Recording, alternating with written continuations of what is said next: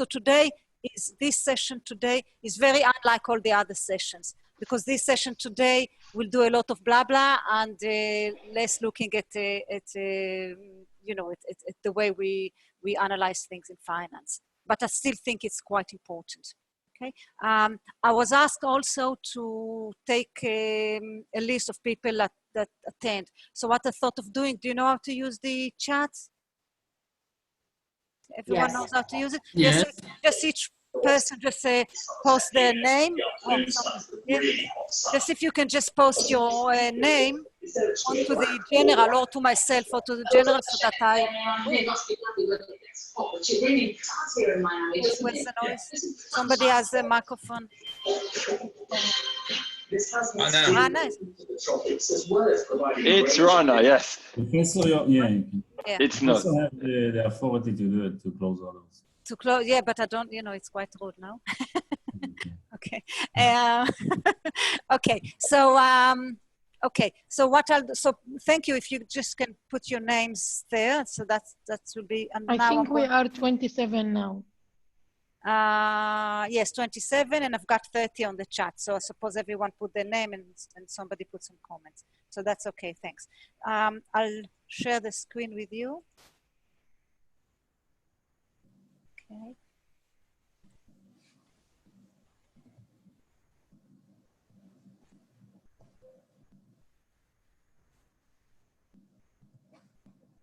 Okay.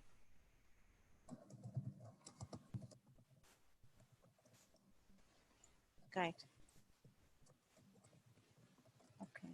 Okay. So as I said, financial management, and I'm going to give an introduction today to the course. What I'll try to do once we start with the more with the rest of the classes, it will be easier also to do work in, I don't know if you tried to the breakup rooms, if you tried those, but we can do more active learning.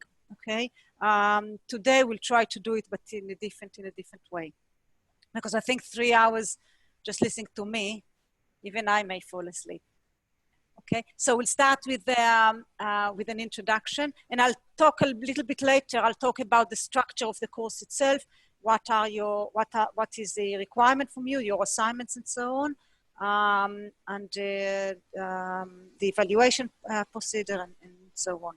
Okay, but we're going to focus on the cooperation, because it's financial management, obviously, and 3 key things that I think we need to bear in mind when you think about the cooperation and the financial function within the cooperation is, first of all, and that's very important, that at the center of all of it, we've got the owners, we've got what we call the shareholders, okay? And the shareholders are the people or the institutions that own the corporation. Okay, I mean, the corporation nowadays, most corporations, particularly big corporations that are traded on the stock exchange and so on, public corporations, they are managed by managers, by a group of managers, but they are owned by shareholders. Okay, we also have other stakeholders in the organization.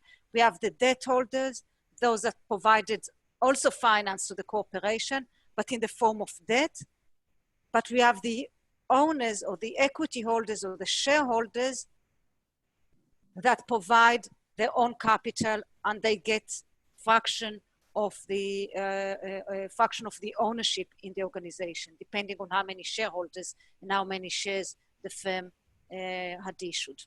Okay, so they own the business, and this is very important when we talk about finance, because as you will see today, the whole idea, the whole function of finance is directed towards those shareholders, to benefit those shareholders, to increase the value of their ownership, of their share. That's the idea of finance. Okay. Now, as I said, there may be argument whether this is right or wrong, but when I teach you, I'll teach you the point of view from the finance function and the point of view from shareholders' view. Okay. Why? Because this is how financial decisions are being taken today. Even when people talk about green investment and various, even when and they look in corporate social responsibility and all those issues. From the finance perspective, there is always the angle of, well, how much money is there in that activity for shareholders, for owners, okay? And as I say, it is important to understand that when you come to argue your case, whatever it may be in the financial management. The second important thing is, I've also already mentioned, but it is a separation of ownership and control. In big corporation, you know, if you've got lots of very many shareholders, each of them owning a very, very small fraction of the corporation, it is impossible for all of them to make decisions, the day-to-day decisions, the decision for the firm. Therefore, they have representatives, they have agents to carry out that task. And this is the management team. Okay, so we have separation of ownership. The owners do not actually control the corporation. There are some methods for them to maybe monitor, to maybe make some decisions, the important decisions, what is considered important or decisions, but not the day-to-day operation. And day-to-day operation is conducted by agents of the owners, which is the management team. Okay, so we have separation of ownership from control. And there's a lot of problems due to conflict of interest between managers and owners. These conflicts, I think, they are more acute in some societies and maybe less so in others. For example, if you look at the US or if you look at the UK, you have a lot, normally you've got big corporations, you have very many shareholders, and you have the management. And so each shareholder holds relatively small fraction, very, very small fraction of the company. And therefore the voice of each and every shareholder is minor, is small, is almost insignificant. And so what it means is that the management has much more control over what is going on, and conflicts of interest may arise between management and small shareholders. In Israel, this is not the case, for example, or less so the case, because in Israel, often you've got big groups of shareholders. So you've got I don't know, a family or a group of families that together hold quite a few of the share of the corporation, which therefore they can control, they very much control the management. Maybe they also sit in management. A lot of them will sit, it will be representative on the management. And so you don't have so much conflicts between the management, between managers and shareholders. You do have other conflicts. Is it called principal agent problem? Pardon? Conflicts, yeah, conflicts, yeah, a line of interest, yeah, lining the interest of the two. Okay, and we'll give some examples of that later. But in Israel, you don't have that so much, but then you do have other kind of conflicts. You have conflict between major shareholders. I don't know, maybe Nochi Dankner, for example, you know, and then you've got all the rest of the, you know, and then you've got all the rest of the shareholders that hold quite a small fraction of the shares, okay? So if you've got a big shareholder, controlling shareholder, that shareholder can both control management and control what is going on in the firm. But then he may take steps that may be harmful to the small shareholders. Okay, and we'll see that in a bit, but conflict of interest therefore may arise in a different way. So you need to understand that in the context of in the cultural context, or in the kind of which country or which culture you're talking about, because it will differ. Okay? The third point that is important is that you've got other stakeholders, not only equity owners or shareholders or stockholders. They provide their own money, okay? But you also have those debt holders that provide money for a limited period of time, okay? That they provide finance in the form of a loan, of a debt, of a bond, say. okay?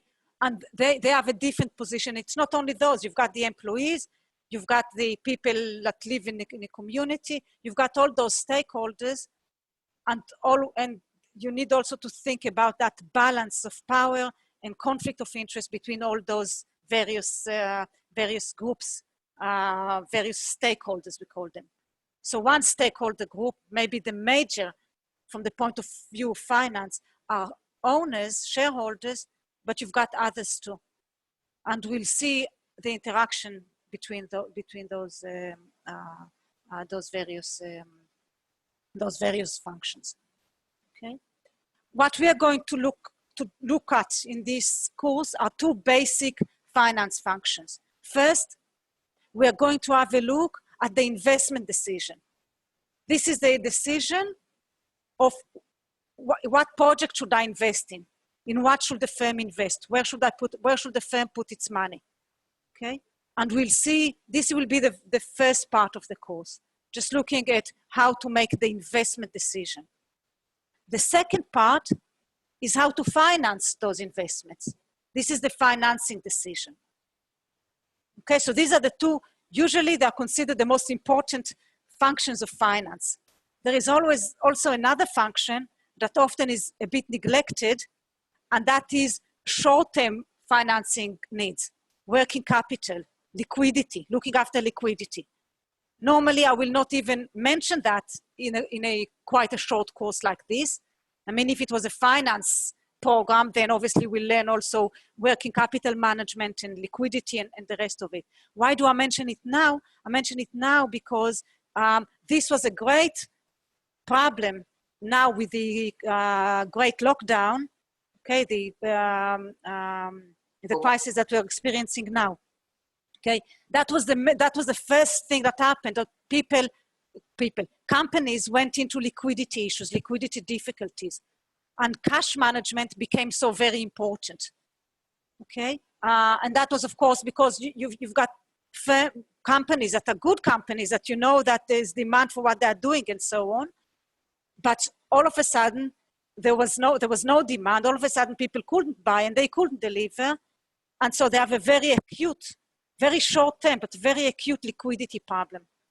Okay, so then it became so obvious why cash management, short-term financing needs working capital management needs to be looked at.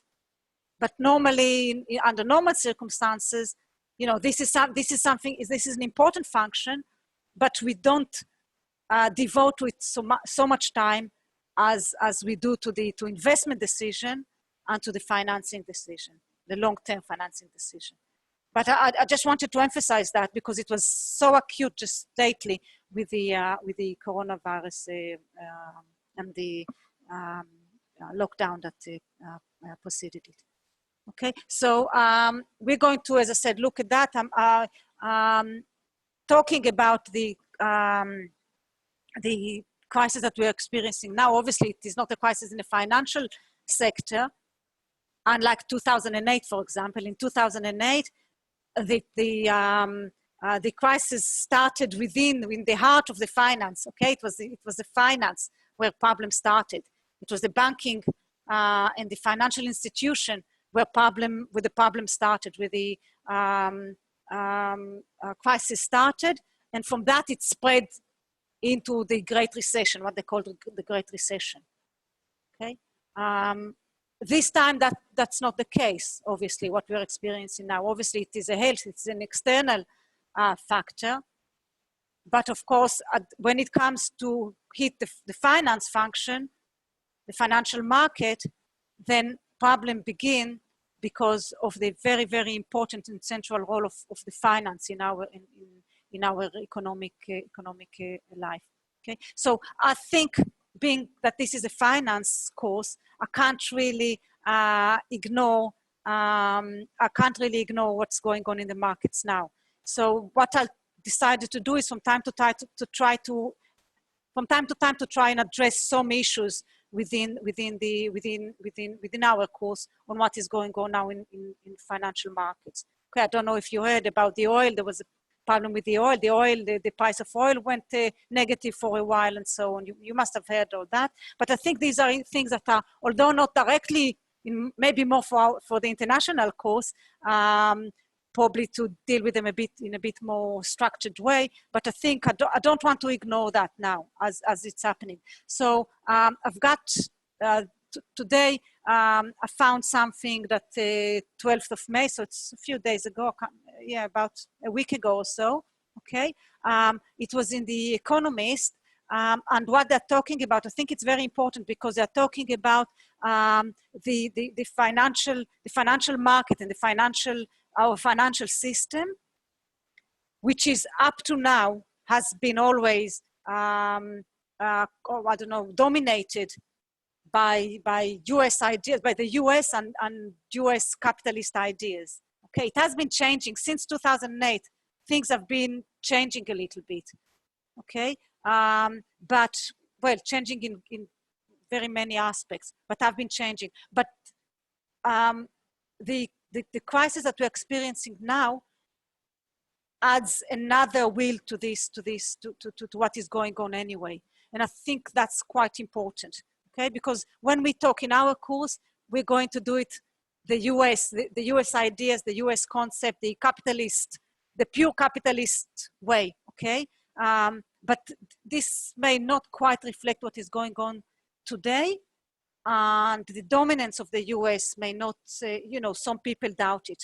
The Economist, for example, here they doubt it. So it is a small podcast, I don't know, 10 minutes or something like that. So what I thought is we can listen to that, okay, and take notes, and then maybe perhaps just discuss various aspects. It's not directly, it's not directly related to what we're doing, but I think being finance, and being this is a finance course and your first finance course, I think it will be important to listen to this thing, to be exposed to what is going on currently in financial market, particularly that it is so interesting in financial markets now. Okay, so I hope that you can, I don't know how you want to do it. Do you want to do it in breakup groups, or shall we all listen to it together? Yeah, I think we can listen to it together. Together? Okay. Yes, together. Yeah. Okay. Yeah, okay. So we just take notes as we listen. I think it's about 10 minutes. Yeah. Hope it works.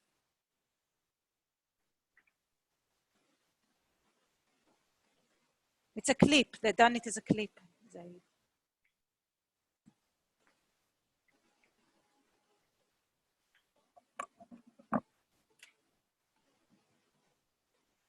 Can you hear it okay? Or do I need to increase the volume? We cannot hear a thing. No, we can't hear. I'm going to, I need to make. We can how you have to share your audio. Yeah. Audio is not.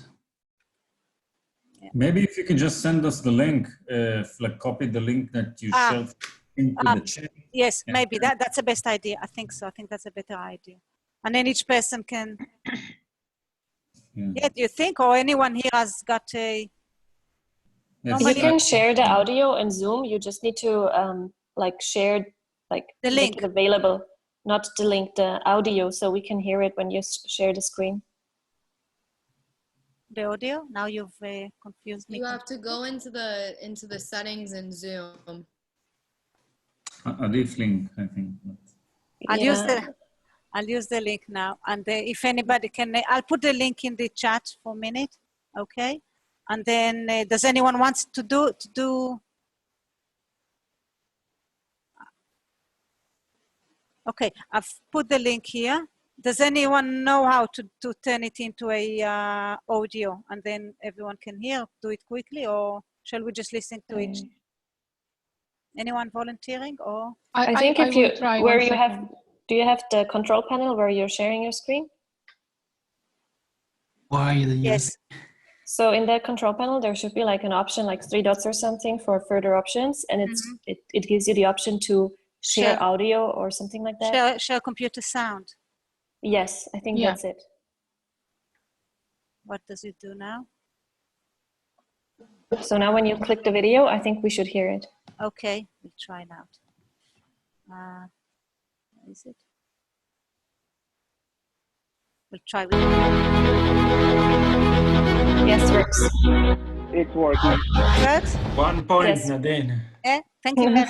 No problem.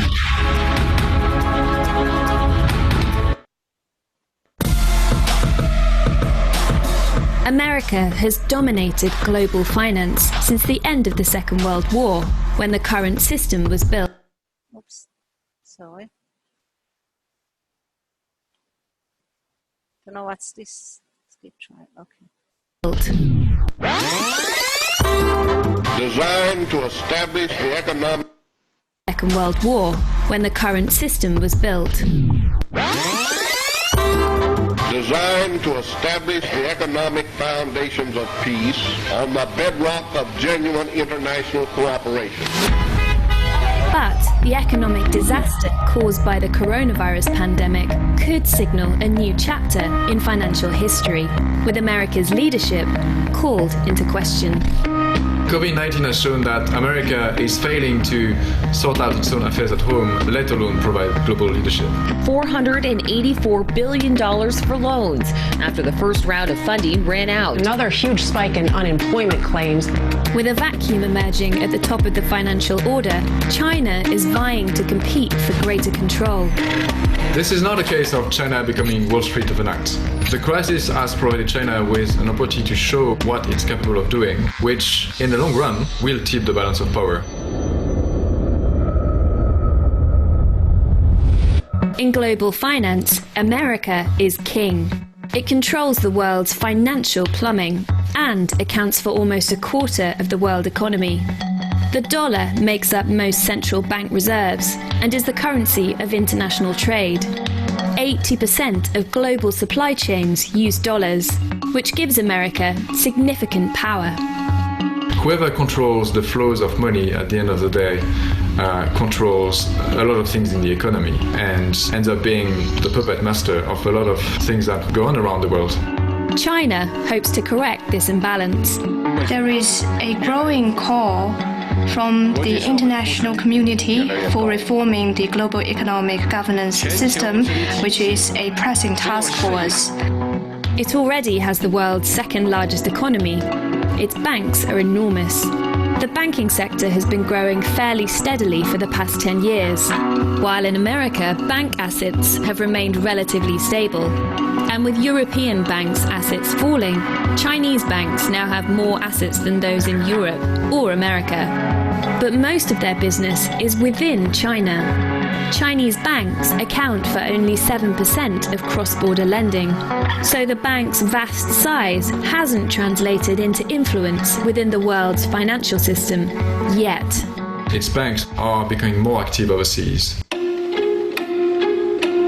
They are lending to companies, in particular Chinese companies that are globalizing. China is also giving its own currency a more prominent role. In commodities market, it has convinced a few companies to use the currency. Rio Tinto, which is one of the largest iron ore miner in the world, issued its first contract in yuan last year. The COVID-19 pandemic could increase China's financial influence.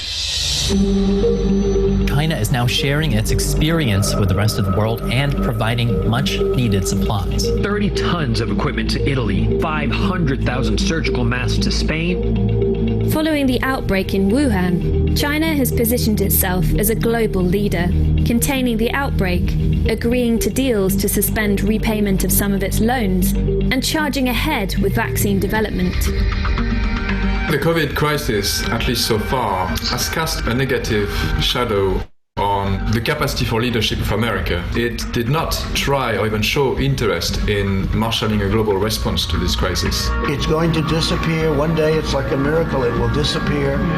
This could offer an opportunity for China because it's tried to fill the vacuum that America has left in terms of global leadership. China's tough response to the crisis and the growing size and depth of its financial markets have helped convince investors it's a safe bet, even as COVID sent other markets crashing. While emerging markets saw the value of bonds plummet earlier this year, China's government bonds remain stable, which is a good gauge of trust in a country's economy. So China has the second biggest bond market in the world. COVID provided the first test that this bond market could resist a crisis in a way that typically emerging market bonds don't. It shows investors trust China as an economy that they don't think it's going to collapse overnight. As well as improving its reputation with international investors, China hopes to increase its hold over how money moves around the world.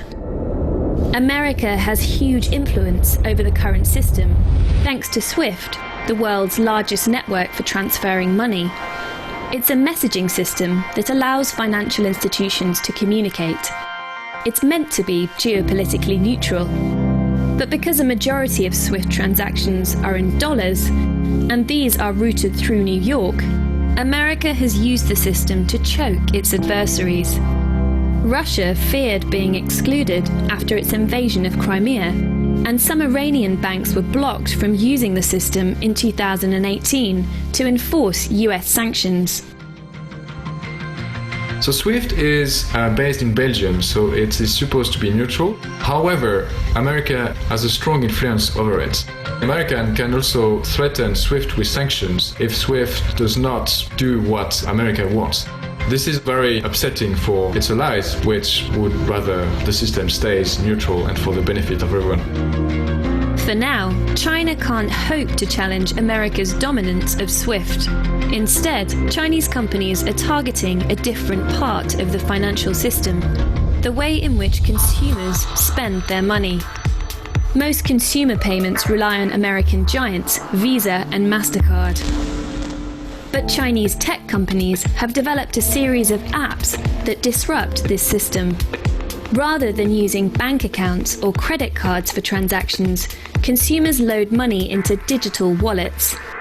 Consumers can then do almost anything, from paying parking fines to making investments or ordering taxis, without any of this money flowing through the banks, creating a parallel financial ecosystem. This is potentially very disruptive to the financial system. It changes the way the money moves around the world. It empowers a new set of companies which are so big that even the Chinese government is scared of them. Last year, Chinese customers made mobile payments worth a total of $49 trillion.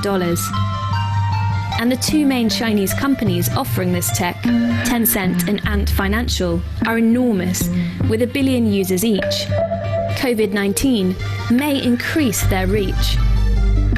People are doing more shopping online, trying to stay away from cash, which is seen as a potential contaminant. And this is all to the benefit of electronic payment firms. Ant Financial and Tencent are already expanding overseas. Ant Financial's app, Alipay, is accepted in 56 countries and regions. And other digital wallet firms are buying into their tech. Alipay's QR format has already been adopted by 6 European mobile wallets. America has reasons to be worried about the Chinese giants. They are getting bigger in the region because they are investing the wallets in Southeast Asia and beyond.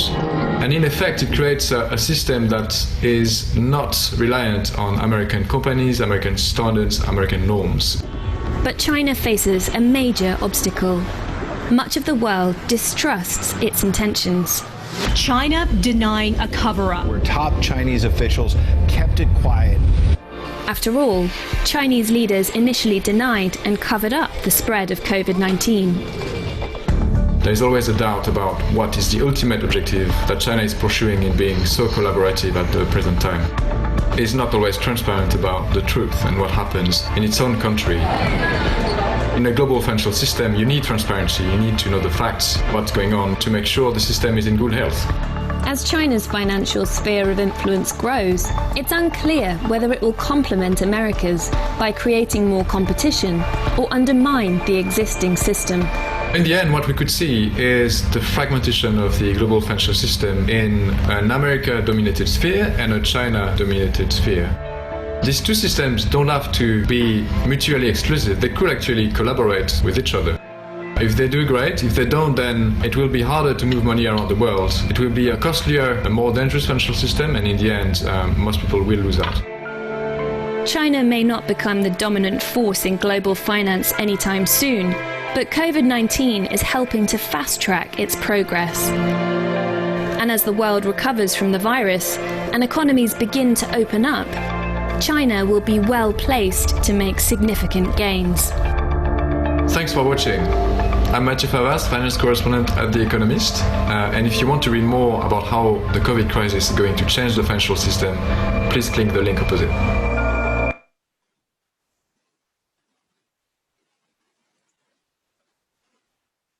Okay. I'll stop the sharing for a bit and we can discuss it then. Yeah. Stop share. Okay.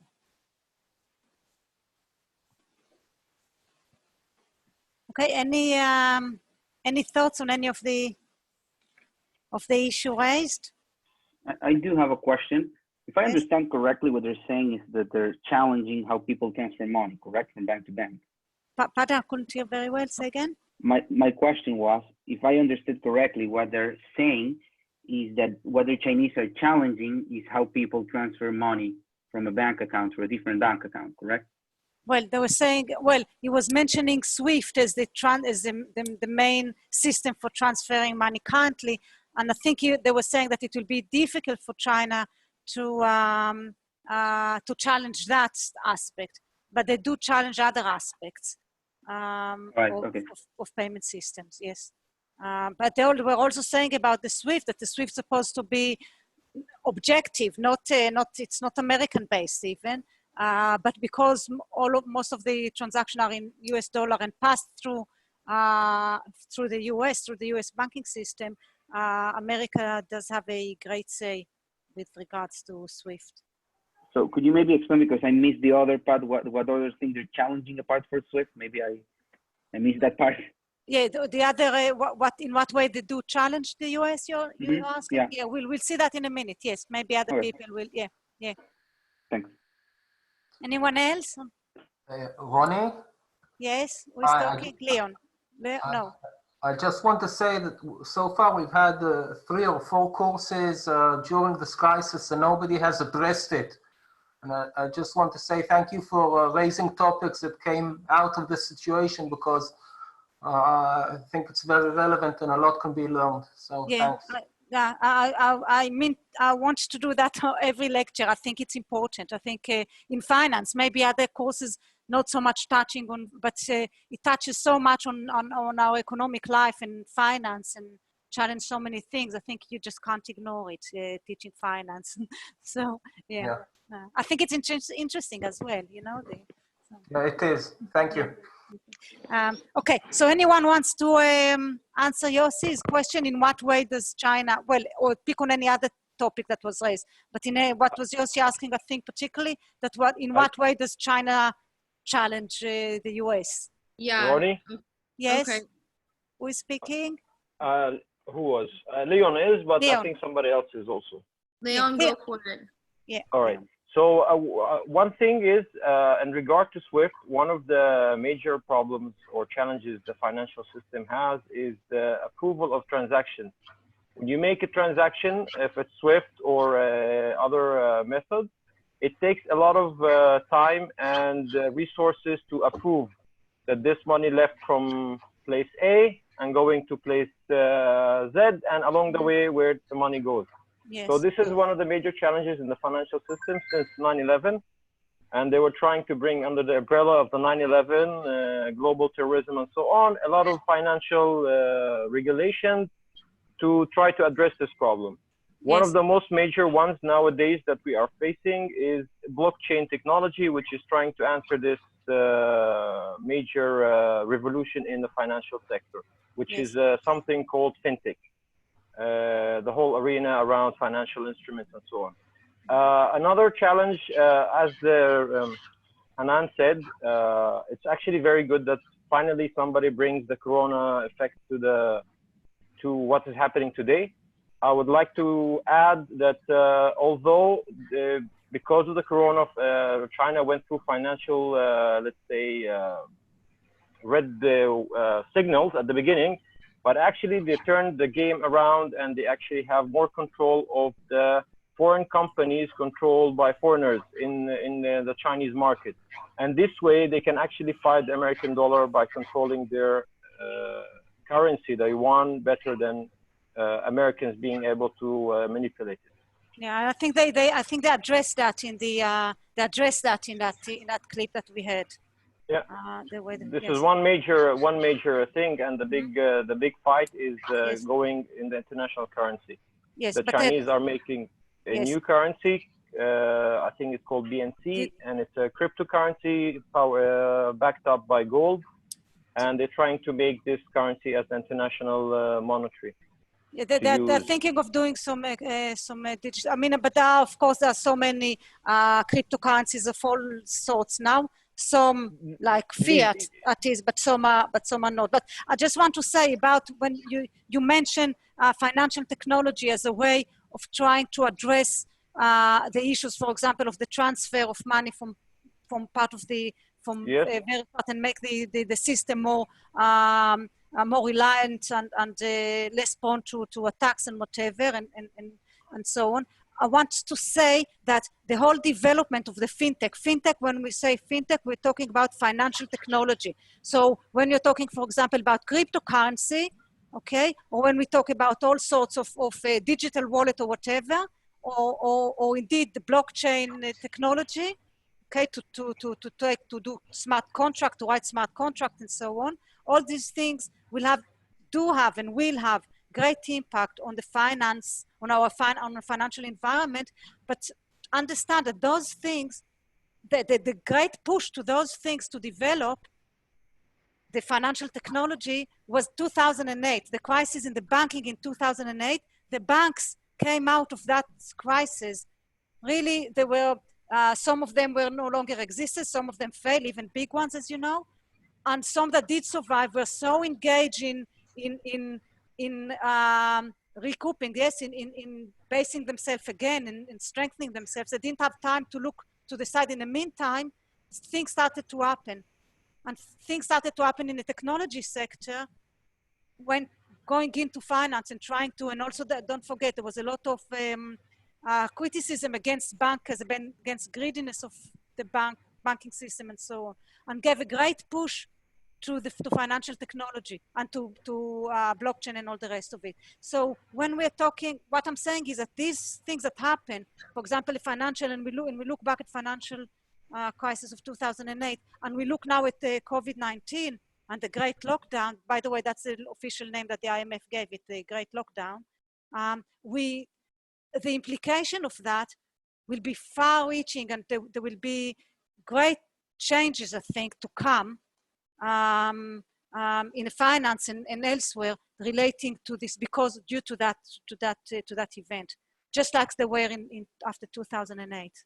Okay, but you're quite right, Leon, as well. You mentioned that the Chinese are trying to challenge the dominance of the US dollar. The dominance of the US dollar started after the Second World War in 1944. Okay, that's when the dominance of the dollar started, and the US was maintaining that for quite a long time. Now, of course, it start with the Bretton Woods? Excuse me, Ronnie, can I correct?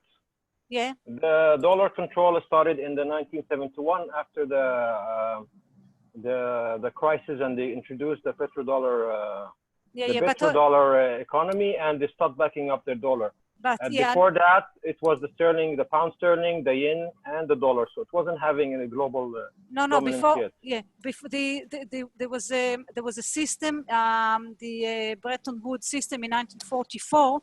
You're quite right that when the dollar became like a reserve currency, but even before that, after the Second World War, they were looking for a different, it's not our topic, but they were looking for a different world order, system, financial order, and instead of having the money, the currencies of nations relating to gold, they replaced the gold with the US dollar. Well, or they put the dollar next to the gold, okay, as a reserve currency. And this is when the dollar started to gain its momentum, its dominance. The petrodollar, you mean? previous? No, it changed. It took the role. I'm not going into that now, but it took the role of instead of gold as a reserve currency. Okay, and it became quite important. True. Okay? But of course, it also relates to and I think they were talking about that, the leadership, the willingness of the US to take global leadership. And if the US is not willing, like Trump, for example, if you're looking political, Trump is very much inward looking. So once you don't want to take global leadership, then obviously others will challenge, well, maybe always others will challenge, but you've got a better chance of succeeding in challenging if the current leader is not so willing to take on the leadership role. And by the way, I think the change in the attitude, even the political attitude, if you're looking at Europe, at Brexit, UK going out of the European Union, and what's happening and the change in governance in the US, all these are also very much a result of the financial crisis. So I think when we're talking about shocks in the financial system, they've got a long-lasting effects in very many aspects of our life, including political views and so on. Okay, so I think that this one may have to. Okay, but let's say, anyone else wanting to say anything about because there are quite a few things that they raised there. Yes, 2 points. Yes. The first one is we learned in previous courses about Chinese investment around the world, most in establishing new ports, roads, rail trains, etc. I didn't hear about it in this article. And the second point is about the pandemic and the transparency. There are a lot of discussions about the Chinese management of this pandemic, that actually they didn't share the information at the right time, and even they make some actions like buying breath machines and other medical equipment. Yes, and preparing themselves for this crisis before sharing the knowledge with the rest of the world. Yeah, and anyone say, yeah, I mean, you said first of all about the investment. They didn't talk about the investment, the Chinese investment, say in Africa, in other places, okay? Because they were focusing on the financial sector. They did mention that the Chinese banks are very, very big, but they're normally lending within, okay, within China or locally, okay? But I think now banks in Europe are less willing to lend even within Europe. So I think they'll have more and more the function to lend outside of China will increase as we progress in time, and with considering what is happening in Europe. But with regards to what you were saying about transparency, that's a very, very important point. They mentioned that at the end. They said this is one of the challenge of China is because is to build that trust, and maybe they lost a bit of trust with handling the COVID, the current crisis.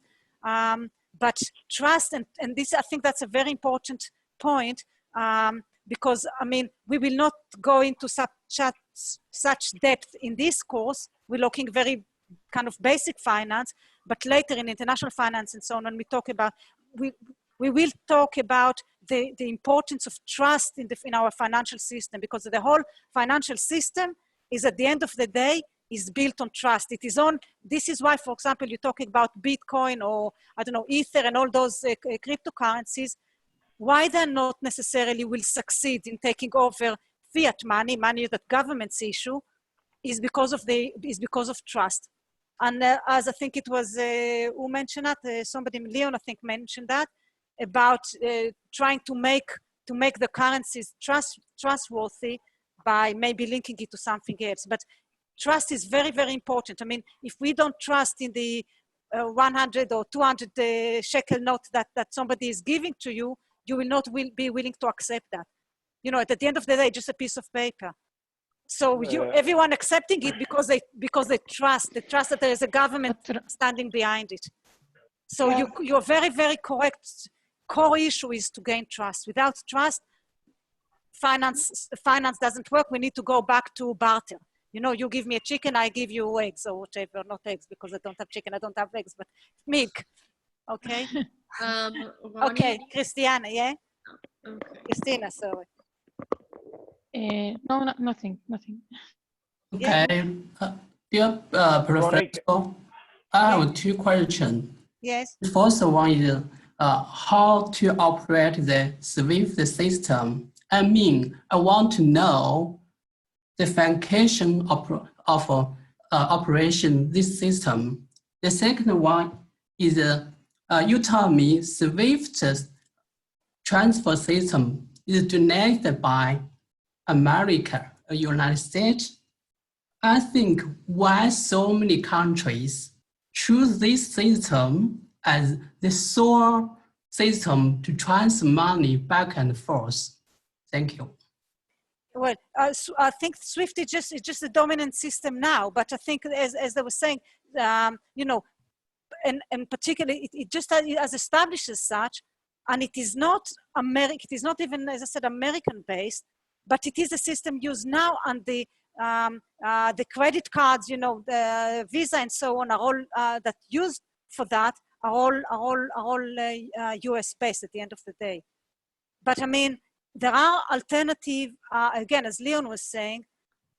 I mean, to overtake sorry, to challenge that way. Yeah. As I know, America or United States can use the SWIFT system to cut any cash transfer, such as if Iran want to transfer to any other country, buy or sell his pharmaceutical in this time, at the American part and the United States part, we think it's illegal.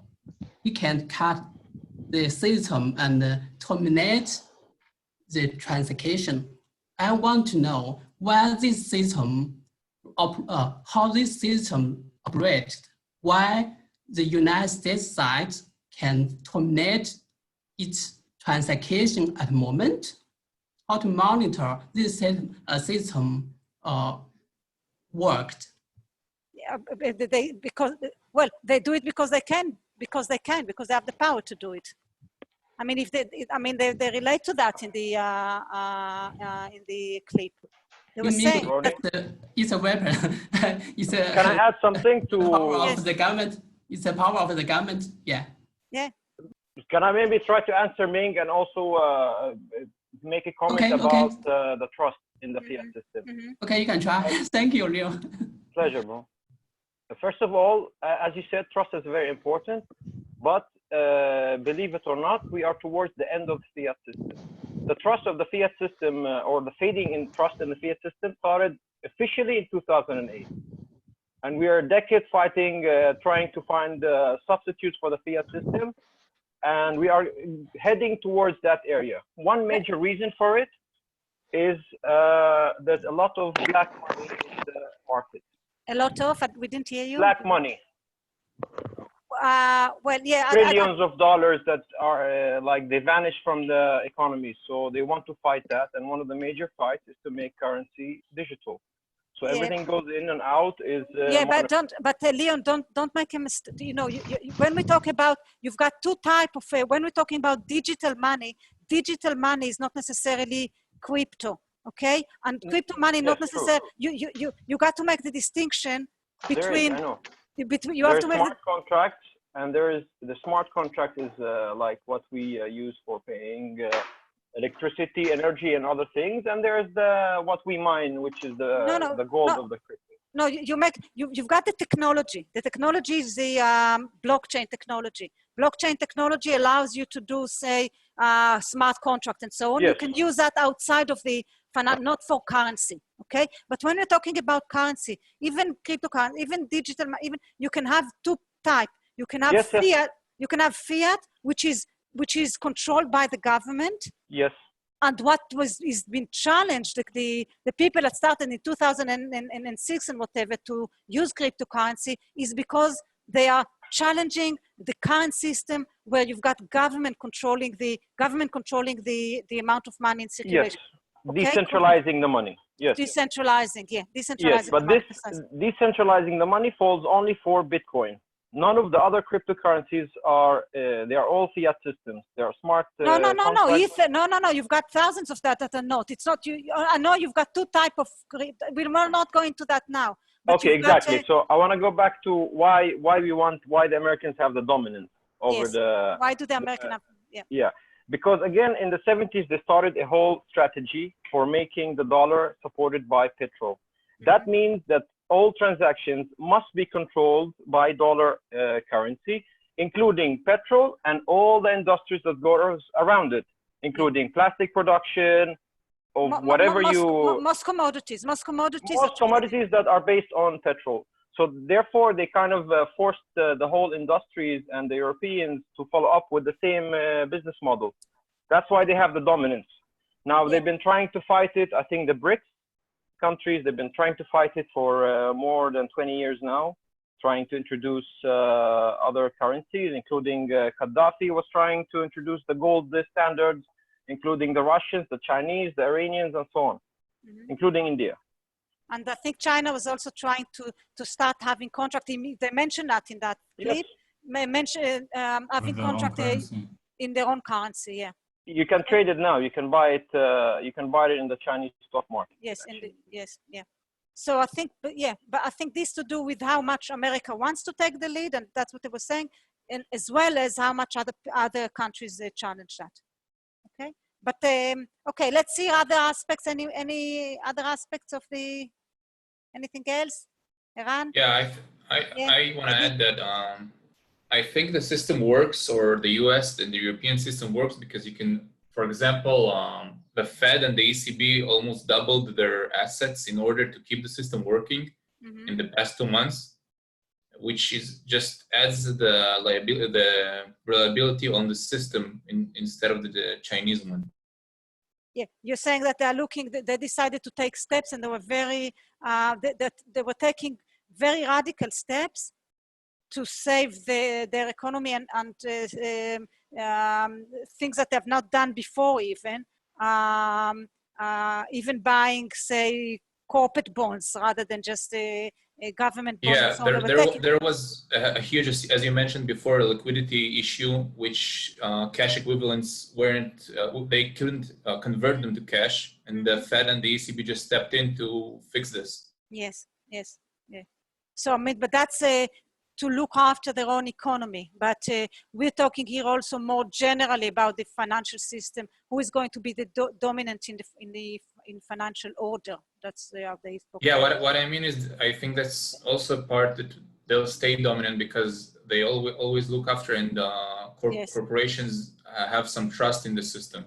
Yes, that's true. That's true. And again, if we relate back to 2008, in 2008, they let Lehman Brothers fall. Once they let Lehman Brothers collapse and fall, and they didn't bail Lehman out, they didn't help Lehman Brothers to recover, a lot of trust was lost in the system, and they ended up having to bail out and help and spend so much more taxpayers' money on to save the financial industry. AIG, for example, and the others. Yes, so this time they decided to take an acute and decisive action, which they haven't done before. Okay. Okay. Any other thing? So that we talked about the importance of the U.S. dollar. They talked about that. Okay. We talked about the growing role of the banks in China. Commodities. We talked about that. I think, what else? Anything else that anyone? Ronnie, maybe I missed something, I'm not sure, but we talked about that the US lost trust, right? And that it's very important to have trust to take this control. So what about the trust in the Chinese government? Yes, that's when we're saying lost trust, I just mentioned loss of trust now in the US in the past, in 2008, when they did not help Lehman Brothers. But now and this is how they ended up. They said, well, China is developing new payment system and doing this and doing that and expanding its banks and so on. But there's one challenge that China is facing, and that challenge the trust, is the trust. Is because they didn't handle COVID-19 properly. They weren't transparent enough, and therefore people will not trust them to take the leading role in managing the world finance, which is problematic, because, and this is why I mentioned that trust is the heart of the finance system. If you lose trust, then you can't, as I said, you have to go back to barter system. Okay. I have a small question. Yes, it's like, Alona, I'm trying to think further.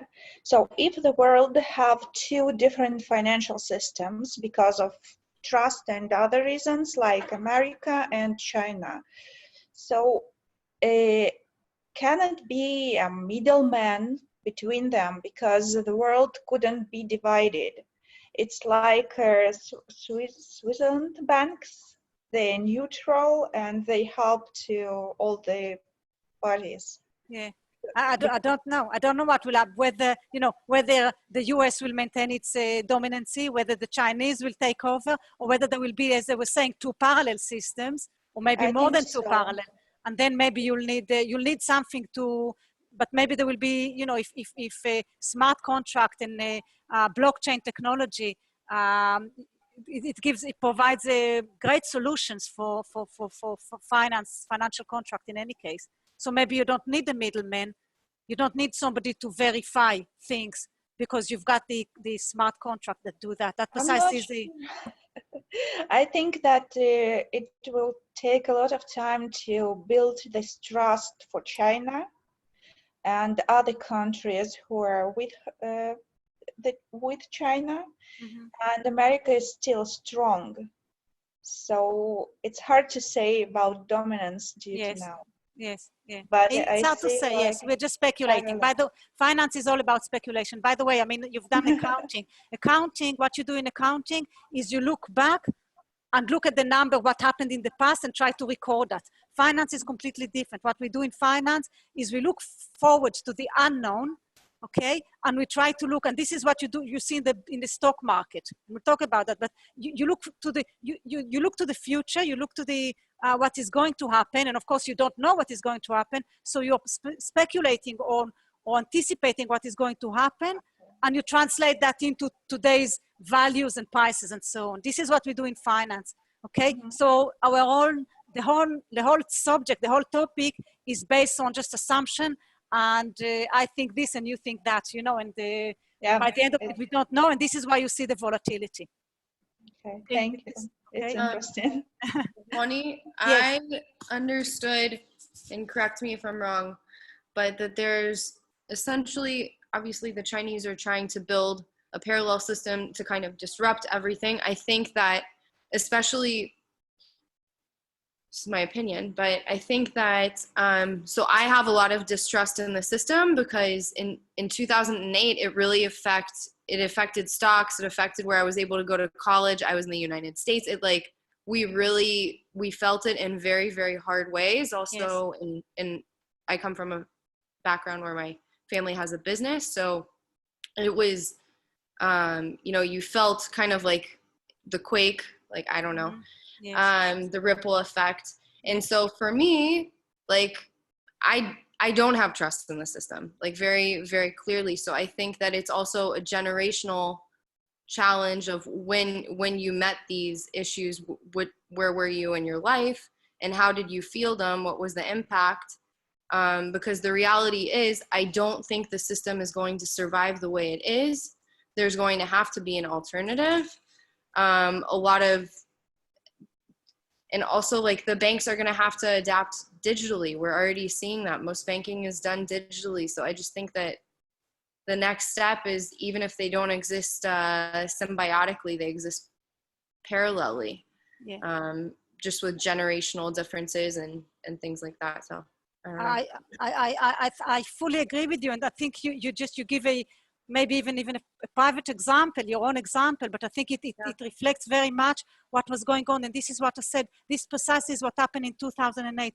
2008, right. I think it was 2008, somebody said, yes, cryptocurrency, they started develop that 2006 and whatever, okay? But I think it took off so well because it offered an alternative to fiat money. It offers an alternative to capitalist system as we know it. And I think why people were willing to accept that is because of 2008, because of the shock of 2008, because you know, I mean, there was like high-end bankers in New York, and the tremors were felt all over, okay? They were felt in China, in the poorest area in China, and as you said, in the business sector, nothing to do, the real business sector in the US and elsewhere. Okay, so everyone felt it. And I think when you talk about the Arab Spring, when you talk about Brexit, when you talk about problem of immigration, when you talk about the change, the Trump, and when you talk about the new economy, that is the shared economy, and all the rest of it, I think all these are spin-off, or I mean, anyway, they were pushed by the 2008 financial crisis. I think that gave it a great push.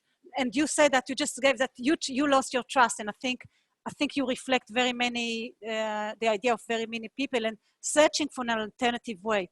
You know, the capitalist system of Reagan and Thatcher of the 1990s and before. You know, people did not. You know, people wanted to rebel against that, and I think part of the rebellion was the 2008. And this is why I say such shocks have great implication, not only for the people that are now being laid off or whatever.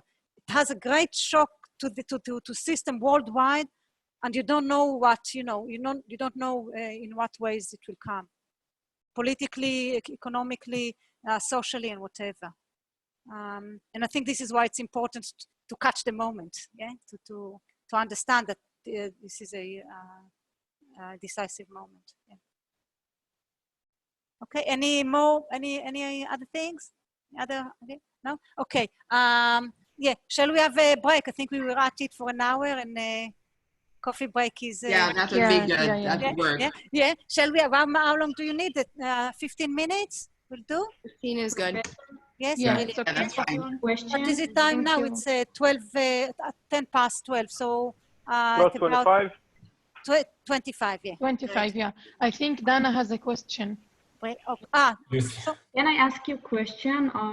We would like to ask if start the classes like from next week, like earlier and finish earlier, if it's possible.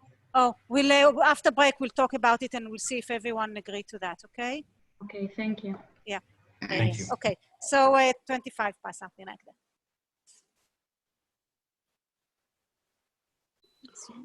Okay, we're back, and I have shared. Right? Do you see the screen, right? Yes. Yeah, we see it. Okay, great. Okay, so I'll put it back here. Okay. So we had a look at I did give you a little bit of an introduction to the course. Oh yes, I wanted to show you a little bit. I wanted to talk a little bit about the course itself. Maybe I'll do that now.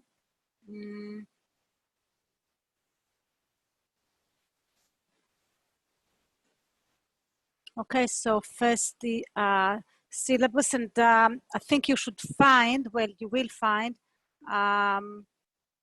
excluding the error that I made, everything should be there. Do it on 100. Okay. Okay, so of course it's not international finance, it's financial management, my error and mistake. And thanks for noting that. In the model of the course, I put, in the meantime, I put two things. I've put a syllabus and I've put a course pack. Okay, the course pack provides, I think, almost everything that you need for the course, all the exercises.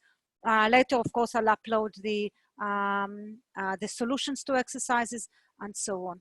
Okay, the syllabus, just a few, you've got my name here, somewhere here is my name. You've got my email. You've got my phone number. Oh, by the way, I was think about that with other people that I do courses, Zoom courses now, we have a WhatsApp group where we, when you can ask questions and so on. If you want to, okay, what I'll do, I'll set up a WhatsApp group, okay? Perfect. Yeah, so what I suggest is instead of me copying everybody's number, I think it is best if each of you will send me in a WhatsApp message with the our phone number. Yeah, the phone number is here. Okay, 0525419648. Okay, so if you can just send me just with your name and say that you're from the Haifa, the financial management course, and then I'll set up a group. I think it's quite good. I mean, if you want to ask questions and whatever. Okay, so that's number one. And feel free, I mean, students always write to me WhatsApp messages if they have a question. I don't care, I don't mind. I mean, if I'm awake or if I'm not busy, I answer, and if I don't, then I'll answer later. So it doesn't worry me if it doesn't worry me if you send. Okay, so feel free to do so whenever you want. A summary, I will not bore you with that. Learning objective also. Textbook, so there's the textbook of these textbooks. I think they should have, they promise that they'll put the chapters, the relevant chapters, upload them onto the Moodle. Well, at least there will be a link from the Moodle to the chapters in the book. I hope that they've done that. I'll check later if they have. If they have, that's good. If they haven't, then I'll nag them again to do so. Okay. So far, they haven't. They haven't? Okay, I'll have a look at so far, the book chapters are not up on Moodle. Okay, it's not quite on the Moodle. It should be like a link from there to the library or something. I don't know the system quite, but you should see a link there. But if you don't see a link, then obviously they haven't put that. So either I'll ask them to do it, or I'll upload my own electronic copies. I'll see, because there's also issues with copyright and whatever. I don't want to infringe on those. Okay. So with regards to the, okay, so you've got, so material-wise, we've got the textbook, which I'll have to check what's going on with that, and the case pack, which I've uploaded, so that is there already. There are sometimes I mention some articles if people want to read. I've got all those articles, so if anybody is interested in reading them, let me know and I'll send them to you. Okay. The grade, the structure for the grade is 40% attendance and participation, and then we'll have tests. I think the tests will be now. Have you done some of the tests by using the Moodle? There's some of us in the group. We did one. I have. We did for some classes, yeah. Okay, okay. What I'll try and do is I'll try to upload some before, like mock tests onto the Moodle, so that you can try it within the system, and we'll see how it works. Okay, and if not, we'll think of another alternative. But I think that is normally what they prefer. The institutions, what they prefer people, teachers to do. So we'll try that. Basically, there were supposed to be 2 multiple choice tests. I think multiple choice is the easiest. Then you just, 5 choices for each question. I don't know, let's say 15 questions or whatever. Maybe we'll try it a little bit beforehand, and we'll see how it works, because it will be also my first time of doing a test, multiple choice test on the using the system. So we'll have to try and see how it works. Okay. And be flexible with that. So 2 tests, we'll see how an hour each. I think otherwise it's too long. And this is the schedule and the topic and the chapter in the reading here, the textbook chapters to read. Basically, I divided into 3 topics. As I said, first of all, introduction. This is what we're doing today. We'll then have a look at the investment decision, and then we'll have a look at the financing decision. That's the idea. Looking a little bit at securities, type of financial securities, and then looking at the financing decision. Okay, so it's a quite simple structure. Okay, and then we have yes. Right.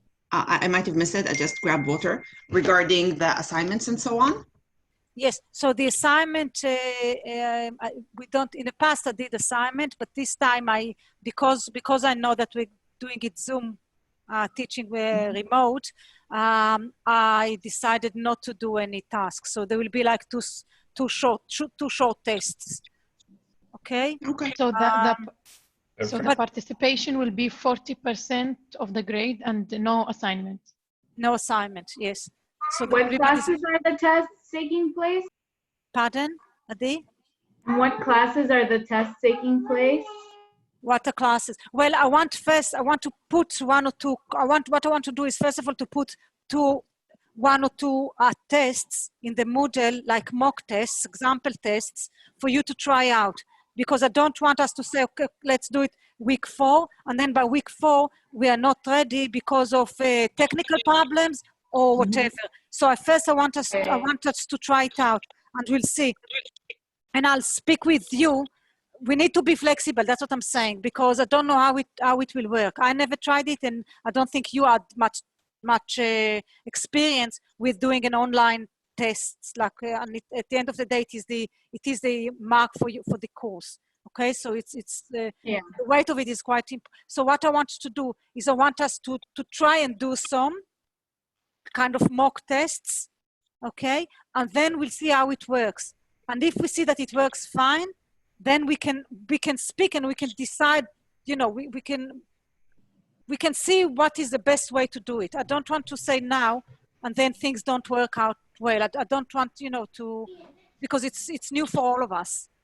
Professor, I have a question. Yes, Dana? Is the test like the example ones that you want us to try, is it going to be graded, or is it going to be just like a test, for an example?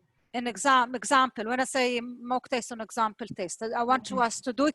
We can mark it. We can mark it. I think the system provides you with marks. So you can have marks. I will not use them as the mark. We're doing it as to see how people, how we manage it, how all of us are managing it. Okay, and one more question about the participation, like, because it says that the 40% was included assignment in the past, how it's going to work now? Like, is it just about like practice, like in speak in class, or how it's going to, like the grade is in, like, you're going to grade us? Yeah, well, what I'm going to do is I'm going to, first of all, attendance, because I think they're quite strict on that, Orly told me, quite strict on the attendance. So it will be the attendance. I hope, by the way, everyone has written their name in the chat. Yeah, if you haven't just that. Yeah, we did. Okay, so that's number 1. And number 2 is participation, as we did now. Like we listened to something and then we had a discussion. So the idea is to participate in that discussion. Okay, so all I need to do is, as you speak, I just write. I just write names, and so I know who is participating and so on. Okay, right. I'll just do myself a kind of a table thing, and then I'll just Okay, thank you. I'll just 1 minute, just finish. I think normally I can, to be honest with you, normally I can be quite more generous with that, because the tests that will separate the boys from the men, as they say. Yeah. Yes, Ronnie. Okay. Yeah. Are the 2 tests? Are they together, or are they going to be at different periods during the semester? I think different periods during the semester. Yeah, I think different periods. But again, we shall see what is the best to do it. Maybe we'll see that, because we try it out, and you see that we don't have time and you're not prepared, and you prefer to have both of them, say 1 hour a break and 1 hour in the last session. I don't know. Okay. I want us to see. I want us to be flexible in that, so that the aim is to have two separate tests, or two different issues. Okay. Thank you. Okay, but I'll have to see. I can hear myself twice. I think someone's Yeah. Okay. Anyone else? Ronnie. Yeah. Yes, I opened the group on WhatsApp for all of us. Ah, brilliant. Send the link to everybody. Just. Did you put me there too? You are number one. Yeah. Yeah. Okay. Thank you. Yeah, I see here. Yeah. Okay. Oh, is that a person Thank jumping? you, Daphna. Daphna suggests this idea. Angon, what's the name of the? Finance. What I said? International Finance. International Finance. Okay. I'll see it in. It's not an Okay. I'll check. I'll check my WhatsApp after class if you don't mind. It's okay. It's okay. But okay. This is the correct name, yes? The International Finance. No, it should be Financial Management. Financial Management, not International Finance. I will fix it. Thank you. Yeah, thank you. Okay. Any other? Yeah, one. Sorry. Yes, go ahead. Just to follow up on what Dana asked you before the break, if we can perhaps start the class earlier. Oh yes. At so least I need, for yeah. Okay, I don't mind. The question is if everyone are okay with that here. It's not for the entire semester because we have the Green MBA has a class in July that's earlier. But we do. So does the international. The next month or so. So everyone are fine with that? Just for June. Yeah, temporarily, because again, there's what time we start? Sorry. We suppose officially we start at 11. I know, but what time we're offering? 9 till 12 instead of 11 till 2. Sounds good. Sounds good. 9 to 12. Rans, okay, do you mind like when you do the, again, I can hear myself twice. Can everyone mute themselves and then just unmute themselves when they speak? Ran, can you, when you correct the name, can you also put the suggested time for the class? And then we see that everyone agree to it? It's not a problem, yes. Thank you very much. Okay. And then we take it from there, okay? Yeah. I finish my run in the morning around 7 o'clock, so after 7, I'm okay. Okay. So that's the, this is the syllabus. Okay, and then as I said, we also have the course pack here. I'll open it. And I reduced it in size compared to previous years.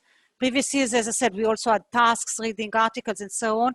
I decided to try and make things a little bit more simple this year because I know learning Zoom is challenging enough. I didn't want to add more complications. There's quite a few questions here. The questions are not, you will not be marked on them, but obviously they will help you to prepare yourself for the test and to understand, to see that you understood the material. That's the idea. Okay. So that's that, and everything is there by homework 1, homework 2, so it's all, and obviously I'll put the answers later, the solutions later. Okay, I think maybe I even put oh, look, I even added a mock exam here. Okay, so you've got a kind of an example exam here at the end. Maybe even 2, I think 1, but maybe even 2. Okay, so that's that. Okay, and now, so one last question. Yes, sure, Amit. The recording, are you going to send it to us? I'm going to upload it to the Moodle. Okay, great. Yeah, so it will be Thank there. you. Yeah, okay. Okay, so I'm trying to think now if I want to jump. I'll do it by the order that I meant to do, because what we were talking about relates more. Okay, I'll do it the way we planned. I'll do it the proper way. Okay, so as I said, this session is kind of an introductory session, and what I do in this session is not to go to look at finance. We're not looking at finance yet. We're looking at the to understand the ecosystem in which the financial function takes place. Okay, in the sense that to understand the point of view of the financial of the finance manager of the finance function. Okay, so we start with the goals and the governance, the objective of the firm. And it may not, you may ask yourself, what does this have to do with finance? And you'll see in a minute that it has very much, because it will determine the way we look and analyze and use even the tools that we're going to use to, for example, to decide on whether an investment is worthwhile or not. We need to understand what is the objective of the firm, to understand whether, to understand what tool we want to use in choosing investment from alternative investments. How do we know what investment to choose if we don't know what is the objective of the firm? So we need to, first of all, to clarify that. Okay. So first, when we talk about the corporate governance, I suppose maybe you had the course on corporate governance, but anyway, we're talking about the practices, the rules, the processes that govern the company, the firm. Okay. And we want to. And the idea is that we need to have it articulated. We need to know how we're going to achieve those goals. Okay, and of course, when we're talking about that from the point of view of finance, what financial tools we're using to achieve those goals that we have defined, those objectives that we've defined. Okay, I said requires a balancing act because, as we said, we have a lot of conflict of interest within the firm. And we need to take that into account. The main idea, the major idea is that we need to think, when we talk about the objective of the firm, who is the firm organized, for the benefit of whom is the firm organized? Are we going to take a shareholder view or are we going to take a stakeholder view? What is the difference between the two? When we talk about shareholder view, the idea is that all we want to do is to satisfy the needs, the requirement, the objective of only one group of stakeholders. Which stakeholders? Shareholders, the owners, those that bought shares in the firm, those that have ownership of the firm. Okay, shareholders, not managers, not debt holders, not the people that work in the firm, not the tax people, not the community, not anyone else but the shareholders. Okay. This is one view. It's called the shareholder value maximization. What do we want to do is we want to maximize, and this is the capitalist idea, we want to maximize the value of the share price.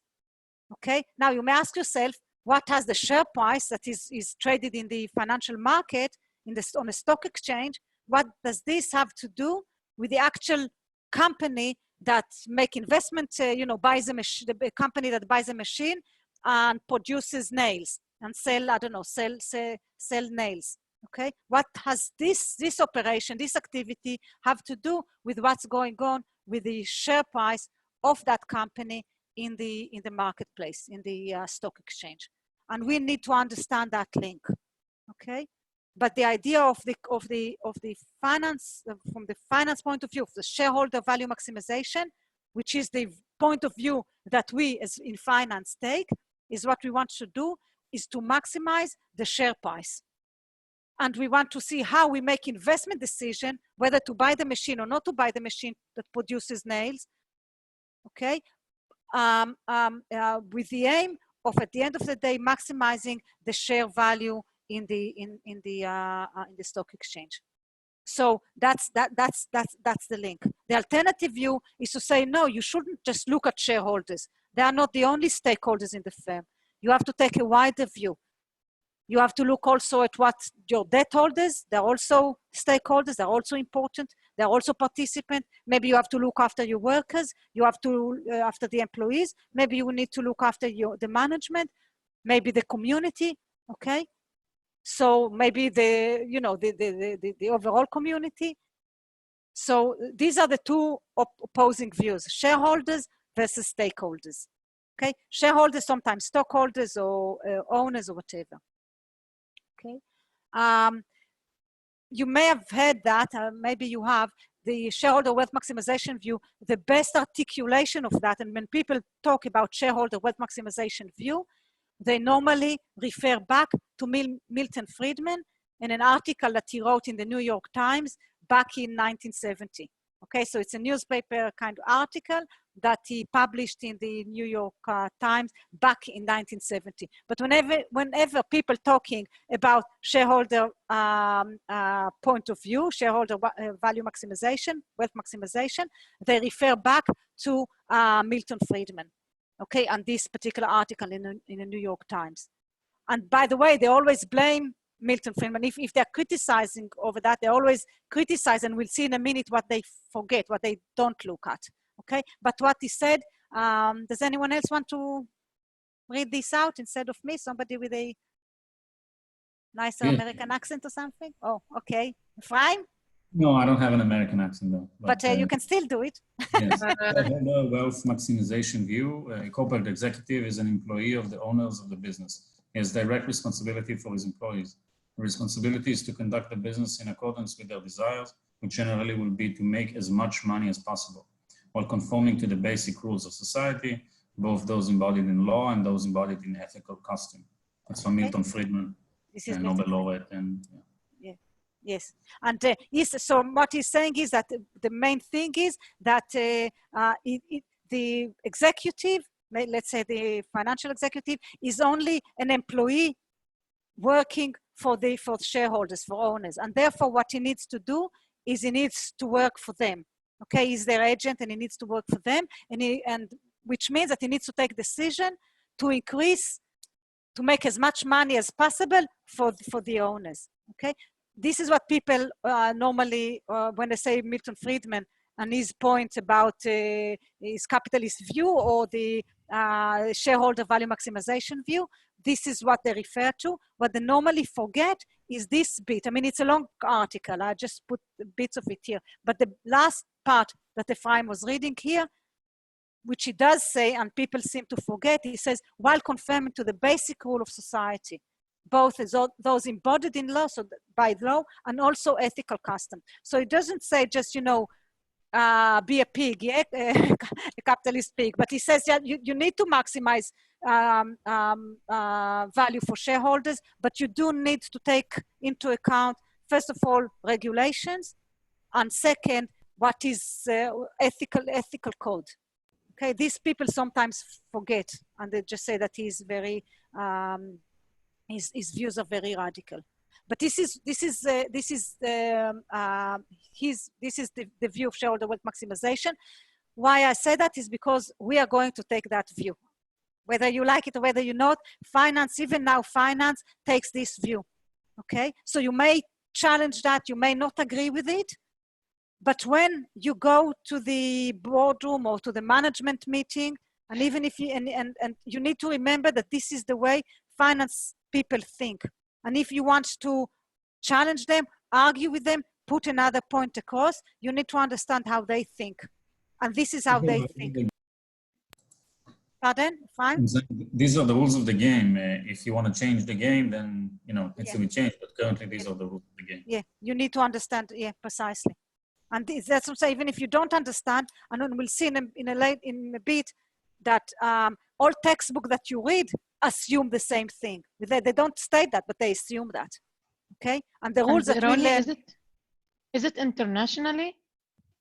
It's quite international. At the end of this, at the end of here, I also deal with it like the international differences. There are some international differences. Okay, it is very obviously very, very strong in the US and the UK. Okay, it is less so in other places.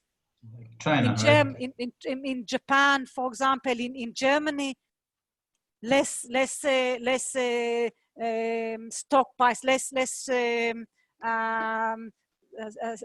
stock market oriented, these societies. You have it differs internationally, and we'll talk about that. Not only internationally, I think more interesting, even over time, and we'll see that. I've got an analysis of that here, but we see that it also changes over time, and I think that's quite interesting to see. The corporate laws, they are very similar, but sometimes ethical aspects are more different in society.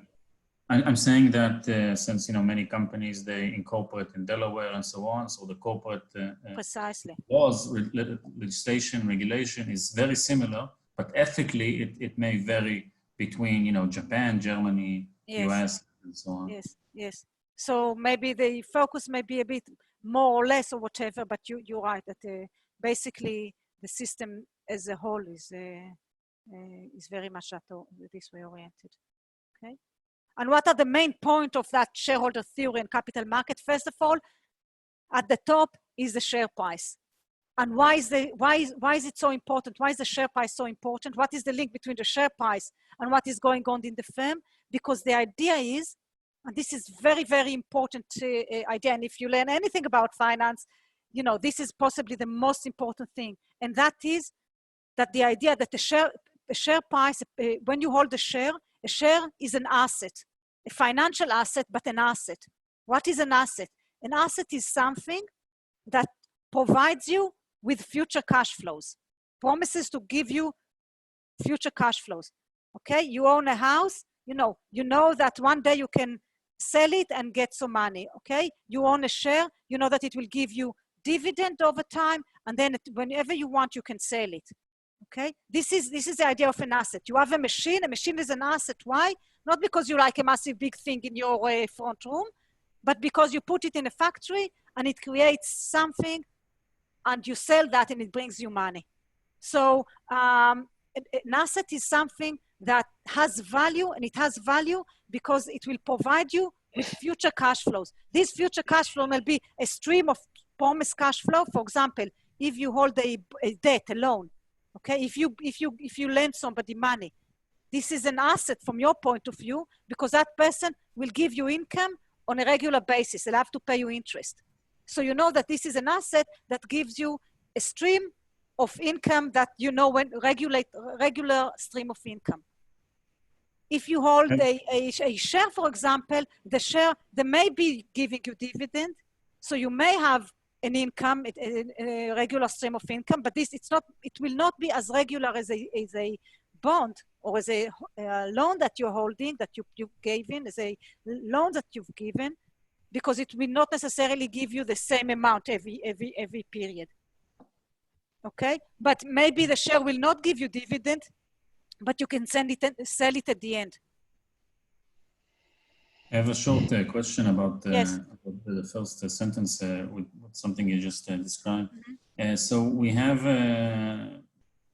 generally, we talked about it in our financing, in our accounting? Financial accounting class, yes. That let's say there's Apple, which is only perhaps, I think, one time provided dividends for its shareholders. And all the rest of the time, the share just kept growing, but they only provide one dividend. And there are other companies that they provide dividends quarterly, regular, yes, or regularly, yeah. Mm-hmm. So if a company would not pay dividends, the stock would grow quicker, and they can perhaps create some sort of balance that the stock value itself does not grow, but there are constant or wider dividends over time. The company becomes more profitable, so they can more dividends and not accumulate that money and so on. My question is, so is there perhaps a more accurate description to this first statement, the firm's share price? Because previously, in the previous slide, it was like Milton Friedman, right? The maximization of the shareholder welfare. Yes. I mean, it depends what they decide. Do they want the steady cash flow, or do they want it to be a more yielding asset in the future that they would sell it and become millionaires, whatever? This is why I said this is the most important part. If you don't take anything from this course, at least take that, the meaning of what is, because this is precisely what we will learn to do. What we are going to spend all through the course is to understand how you translate a stream of future cash flow, and you don't know this future cash flow. You don't know, first of all, you don't know whether it will come or it will not come. You're anticipating because it's in the future. Second, you don't know at what regularity it will come. You don't know what will be the size precisely, okay? And some of it, they may tell you, like Microsoft didn't pay dividend for ages and ages, and then it started to pay dividend. And of course, there are many companies like that, okay, that they don't pay dividend and only then they start, or they don't pay at all, and then they are sold off or something, okay? So the question is, how do you translate that into value today? How do you know what is the value of that future stream of cash flow? And we call that capitalization. This is to take a stream of cash flows, unknown future stream of cash flows, and trying to understand, trying to translate what this unknown, well, or anticipated but not certain future cash flow, how is this translated into value today? And how do you know that the company that does not pay dividend maybe is worth today more than one that does pay dividend, okay? This is precisely the process that we need to understand how to do. This is the process of capitalization. You're taking a future stream of cash flows and you translate that, you bring it, or you need to bring all those future cash flows into today and think what it is worth today. We call this capitalization because you're taking a stream and you make it into a capital wealth, capital amount, capital today. So we call it capitalization. היוון בעברית, capitalization. Okay? This will be everything that we do in this course relates to precisely that process. How do, precisely the question that you asked. Is it similar to discounting? It is discounting. זה אותו capitalization, כי היוון זה discounting, capitalization and discounting. Capitalization, so capitalization is the process, is that you're taking something and you make it, you're taking a stream of cash flows and you're making it into a capital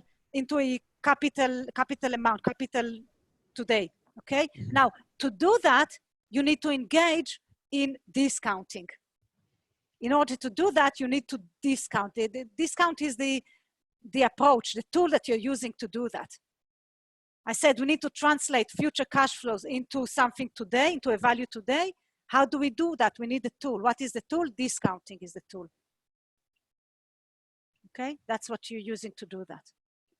Okay, so the idea of shareholders theory is to maximize from the price of the share or of the value of the company. It is based on the idea of a efficient market hypothesis. Okay, efficient market hypothesis basically says that the market is so efficient that as soon as information comes, that everyone know precisely, can anticipate what will be the future cash flows on anything. Okay, so if I'm a company, the market knows what will be the future cash flow that I will produce. And because everybody knows that, everybody immediately, the value of the share today, the value of the company today, it translated into a capital amount because everyone can do that discounting that Ephraim was talking about. We can do that immediately and very, very accurately. Okay, and as soon as new information comes, for example, I'm a pharmaceutical company, and today the FDA today announced that they've given me permission to start producing a new cure for COVID-19. Okay, if as soon as that information comes to the market, the share price of me as the pharmaceutical company immediately goes up. It goes up because everyone immediately look and understand that because the FDA given the permission, then cash flows of the company, income from the company will increase by so-and-so over so-and-so time, and this is the risk attached to it, and immediately it is incorporated into the share price. Okay, and this is why every investment decision that you as a company make, to buy or not to buy the machine, to invest R&D to find the cure for COVID-19 or something, whatever you do, immediately, any investment decision that you make, immediately people translate that into future cash flows and translate that back, capitalize that, and they know precisely how this will impact your share price. And this is why, if you believe that the market is efficient, if you want to increase value for shareholders, all you need to do is to make good investment decisions. If you make good investment decisions, the market will see it immediately. They know that you invested in the right approach to finding cure for corona, okay? And immediately this will translate into the share price and increase your share price accordingly. And this is why all you need to do is to focus not on the share price, but on the investment decision. This will make sure that the share price goes up. Does this make sense? Because it's a very complicated kind of a theory. I kind of explain in very, very simple terms. But I think I want you to understand that, because this is the logic that we are going to follow all through. Ronnie, I have a question. It's Jana. Yes. So it means any act that the company takes that can benefit the market is going to increase the value of that share, yes, or increase the value of the company. Yes, right? Yes, yes. Every decision that you make, every new information that comes, if it is important, if it is relevant, if it is going to change, if it is going to change future cash flows, any investment that you make, any decision that you make, you don't have to make the investment. You just have to say, I'm going to make the investment. As soon as that information comes to the market, you haven't put a penny in yet. You just said that you're going to do it. Immediately, the market sees that and they know tomorrow you're going to invest, the day after tomorrow you're going to produce, and next year you're going to start yielding the benefits from that. Cash flow will start to come. So immediately as you say, I'm going to invest in research and development to find cure for corona, immediately as you say that and the market believes you and then they assess what is your chances of success, your share price will change. And you saw in the market a few days ago, okay? All of a sudden the market went up. Why did it go up? Because I said one company found some, I don't know, some cure or solution or whatever, medicine, okay? And the whole market jumped. The market of the firm jumps, the share price of the firm, but also it will impact because we know that maybe lockdown will be released now, right? Yeah, they'll stop the lockdown. Everyone will come back to work, and it will impact not only that firm but also other firms and everything. And immediately this translates into the share price, into cash flows for everyone and share prices for everyone, and the market goes up or the market goes down and whatever. Okay, thank you. This is when they say rumors impact, rumors and information impact the stock market. This is precisely what they mean. New information comes in, people translate that into cash flows and translate that into how it will impact the share price. And this is why the market moves up and down. Okay. Some people say that's illogical and then it's just a casino and blah, blah, blah. But maybe some of it is casino, but a lot of it is based on people trying to do that, trying to see the impact of the news on future cash flows. And doing that process, what Ephraim called the discounting, which we shall have a look at in great detail. I have a question. Yes. This time, as I know, that's at this time it's like it's pandemic times, but as I know, the stock market of the United States of America still keep rising. So usually is when it affected by the something like crisis, so the stock market will go down, but it still keep rising. So what's the reason behind the things? Well, you've asked me the 100 million question now, but yeah, I don't know. I mean, you can think about, about how people maybe before it was, I'm not saying that the market is always rational, okay? But, but I mean, but you can see that the market lately was up and down relating to things that did actually happen. For example, when the US government, for example, said that they're going to help businesses and throwing a lot of money to help people unemployed and to help to create demand and to help the businesses, immediately the reaction was the market went up, okay? The market went up because people think, okay, there will not be, before the market went down. The market before went down because people think now there will not be income. Now some firms will go into liquidity problem and will not recover from that, and it means that share prices go down because there will be no income, not cash flow coming in. And after, some other information start coming into the market, maybe there is cure, maybe it wasn't so bad as people were originally thought, maybe various government and central banks are helping their economy and decided to not like in, quicker, they're going to jump in and help the market, and the market reacts to that, okay? and it's enough that the government, even you give a little bit of a help, and then we said again, trust, you build trust.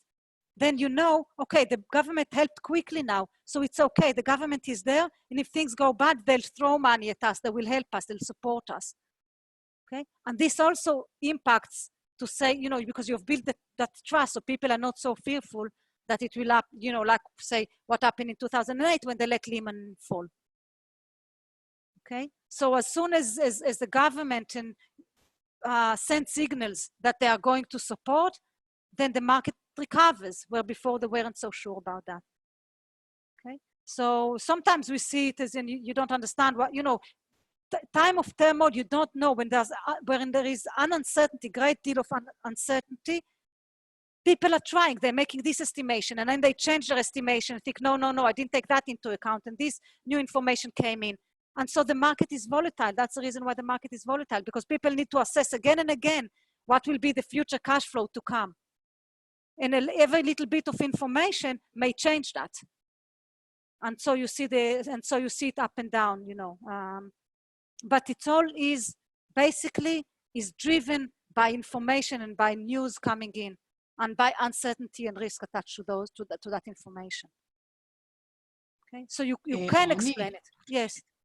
Just a question, just to hear you now, I can imagine that this leaves a lot of room for deception and fraudulent sort of news being floated by certain companies so as to control their share prices and make more money and so on, right? Yes, yeah, but it's true. But for that, they have got a great theory. It calls the signaling theory. It's using it a lot in finance. For example, the company, you know, as a manager, why not giving good news every day, okay? And your share price will go up and up, okay? The thing is that you need to be, for people to believe you, I think that theory started with talking about people when they seek employment. When you seek employment, you come to your employee, okay? You come to a potential employee, and you say to the employee, I've got a degree. You know, let's say I've gotten a degree, I've got a PhD in philosophy. Okay, this will not help you with your job. You're going to be, I don't know, you're going to go to work at in a supermarket. Pardon, where? In? Architecture. It's not, philosophy is not going to help you, okay?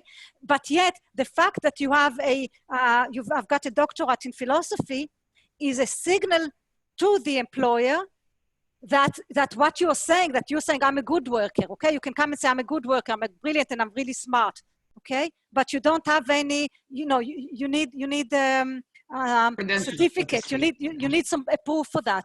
And the proof costs money, and said it's costly, okay? Gaining a PhD is costly, because you have to be smart and you have to outperform other people in your exam, and you have to pay money, particularly in the US, a lot of money to do that, okay? And it's time that you can't go and earn something else, okay? So this is a signal. So if you're saying things, they need to be backed by signal, okay? This is why they say, for example, a dividend, when a company announces, for example, that it is going to increase its dividend, normally what happens is that the share price goes up. Why does the share price goes up? Not because they think, okay, the company now has more money, because they think, well, this is a signal that costs, it is costly to the company. Because if you pay dividend, you have to pay, it has got tax implication for that, for the company. So it is costly, okay? So if you are willing to send a signal that is costly, it means that you can afford to. Okay. I see. Yeah. So that's why and it's very, so the market is not full. The market, you can't fool the market.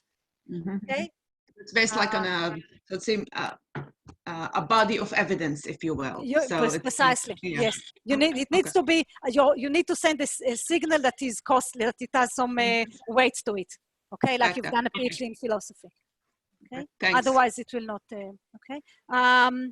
Okay, so the capital market has a central role in shareholder theory. It's very, very, very central to that.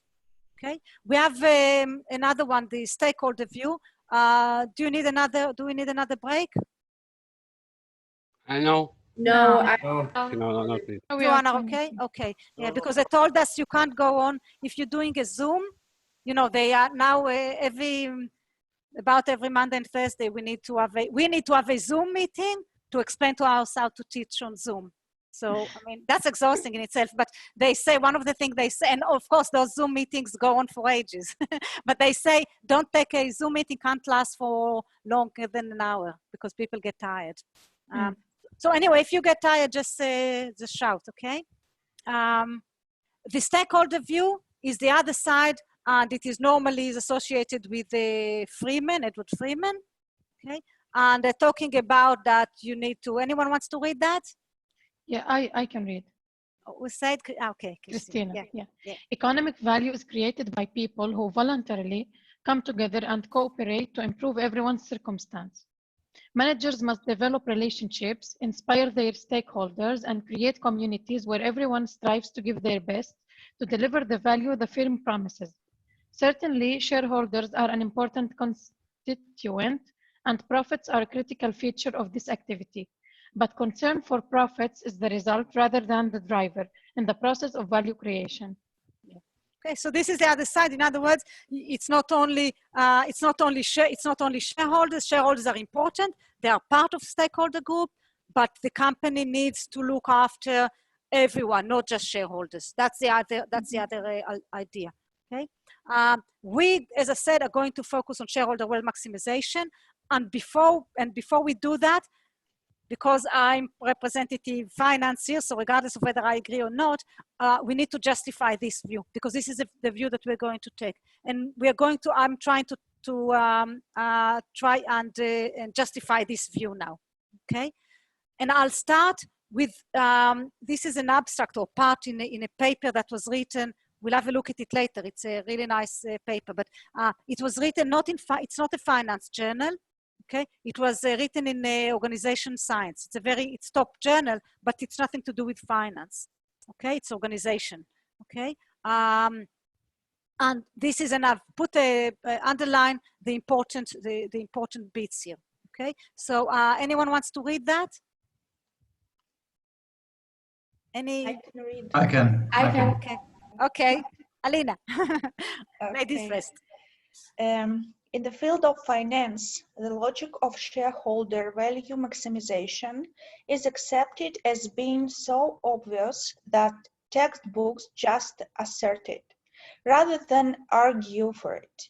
Deviation from this objective is cast as agency problem resulting from the separation of ownership and control, and failure to meet this goal is assumed to be corrected by corporate boards, shareholder voice, shareholder exit, and the market for corporate control.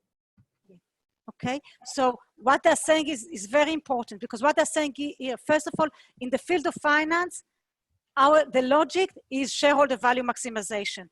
We just look at maximizing the share price, as I said, okay? And they're saying this is so obvious, this is taking so much for granted, that textbook just assert it. They don't even argue for it. And indeed, if you open the book, maybe nowadays, in the beginning, the very first pages, if somebody bothered to read the beginning of the book, maybe they say something about stakeholder. But generally, immediately they start from the investment decision and from the fact that assuming that what we want is to maximize the share price, okay? And you'll see it every textbook that you open in finance, it's the same thing. They just assert it, they don't argue for it, okay? It's obvious, okay? Now, when an important thing is, how do they deal with any deviation from the objective? Any deviation from the objective is cast as an agency problem, okay, resulting from the separation of ownership and control, okay? So for example, if managers do not take investment decisions that are aimed to increase the value of the company or the share price, it is because of agency problem, because they are just agent of the owners, because we talked earlier about separation of ownership from control. They're just agent, and as agent, they're agency conflict. For example, I'm the manager, all I care about is to maintain my job, okay? And I don't want to work hard. So I go to work, and I'm not looking for the best investment, because what do I care, okay? I'm not the share owner, Okay, so I'm just lazing around, or I just use the company profits to buy private jets, you know, like managers sometimes do. We need the private jet or something. Okay, this is agency. This is cast as an agency problem. This is the fact that because we have so many shareholders, each of us is holding. Imagine even you holding through your pension holdings. Your pension fund holds in a shares in a business, or you hold shares in some businesses. You hold such small fraction that you don't even have a say, and really you don't have, you're giving someone else to manage the business. And because you're giving that someone else to manage the business, that someone else may be engaged in something to promote their own wealth and their own well-being. Okay, so finance assume that the firm will act to maximize, to make the best investment decision for shareholders. And if they don't, if the firm doesn't do so, it is because of agency problem, because the managers, in other words, the managers look after themselves. Okay, and if the managers look after themselves, the capitalist system, the separation of ownership from control, needs to find devices to control that, to make sure that this does not happen. How do they do it? And this is what I underline. Corporate boards, for example. Okay, so the board of director, the idea of the board of director is to look after, to monitor management, to see what managers are doing. Dr. Ronnie, can I ask something, please? Yes, yes. Shouldn't they have like the same interests, both like shareholders and the stakeholders and the management? Like I don't understand the contradiction here, because if they aim to raise the price of the share, then it benefits also the stakeholders, no? Yeah, well, there is something that I don't really understand well. I'll give you an example, okay? Yeah. Yeah. Say that you have kids, okay, small kids, okay, and you decided you want to go, I don't know, you want to go to see. Well, there's no no cinema now, but let's say you want, let's say cinema's back, and you want to go to the cinema to see a film, okay, and you take a babysitter to look after the kids. Okay, now you tell the babysitter that you tell the babysitter that don't give the kids any sweets. Okay, now you've given the job of looking after your kids. Now you've transferred it to an agent, to the babysitter. Okay, you go to the cinema. Okay, now the babysitter sits there, maybe she calls her boyfriend to come over. Okay, now your kid started crying or messing about or whatever. Okay, now what do you want to do? You want to give them sweet to keep them quiet and continue with whatever you were doing with your boyfriend, right? Okay, so I mean so here you've got conflict of interest. Yeah. Okay, so I mean, you see, so so you need to find a way of monitoring the agent. How can you monitor the agent? For example, you can buy cameras, okay, and put cameras there to see whether she gives them sweets or not. Sweets, yeah. Okay, so but you need to control that agency issue. Otherwise, there's conflict of interest between you, that you don't want your kids to have sweets, and between your agent, the babysitter, that wants wants peace and quiet and some good time with a boyfriend. Okay, so I mean, so as I said, you can do that by putting camera. That's one way, but it is costly to you because putting camera is costly. Okay, that's one way. This is monitoring. You can monitor her. Another way that you can do it is that you can do some, I don't know, bonding with her. For example, you can say to her, if in 5 years' time, my kids, I don't have to take them to the dentist because you haven't given them sweets. Okay, if I save on dentists in 5 years' time, I give you a bonus. Okay, this is, if you do that, this is your bonding, your interest with now you've both got the same interest, you and the babysitter. Okay, now if you can do that, for example, as in a company, you can say to the managers, you can give to them, you say to the managers, if the share price goes up, I'll give you a bonus, or I'll give you options, share options, buy the shares, okay? And you can buy the share. You can buy the share. Give you some shares or options to warrant. Okay. If the share price goes up, you can sell your share in the market, and there will be more. The price will go up because you took good decisions. Okay. So you can take some bonding activities, but this is also costly. Is that considered still the shareholder view, or is that a combination of both? No. This is the shareholder, very much a shareholder view, but you just need, like let's say here, you just need so if you have any deviation from shareholders' view, you need to find way to correct it. How? You can have corporate boards. The boards will monitor what you're doing, okay? You can have shareholder voice, so you can give the shareholder the right from time to time to take part in some important decision that they'll make a vote. You make them more involved in the decisions. Okay, if the managers are not good, next time when managers are voted in, you have the right to say, well, I don't want that one. He was giving sweets. Okay? So you can do it that way. Yes. But what you're saying with the babysitter, is the babysitter considered a shareholder? No, the babysitter is the agent, the manager.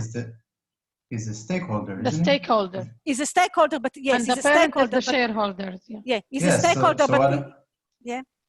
So what I'm saying is when you give a bonus to the stakeholder, you're actually taking the stakeholder view also, aren't you? Yes, yeah, okay, good point. A lot of time, there's people here from the green program, right? Yeah, some people from the green program as well, right? You mix the international and green. Yeah, okay, so, okay, greenwashing. I mean, a lot of time companies say, oh, we get involved in corporate social responsibility, and we send our people from the bank to, to paint the kindergarten something, or, go to old homes and do, all these good deeds.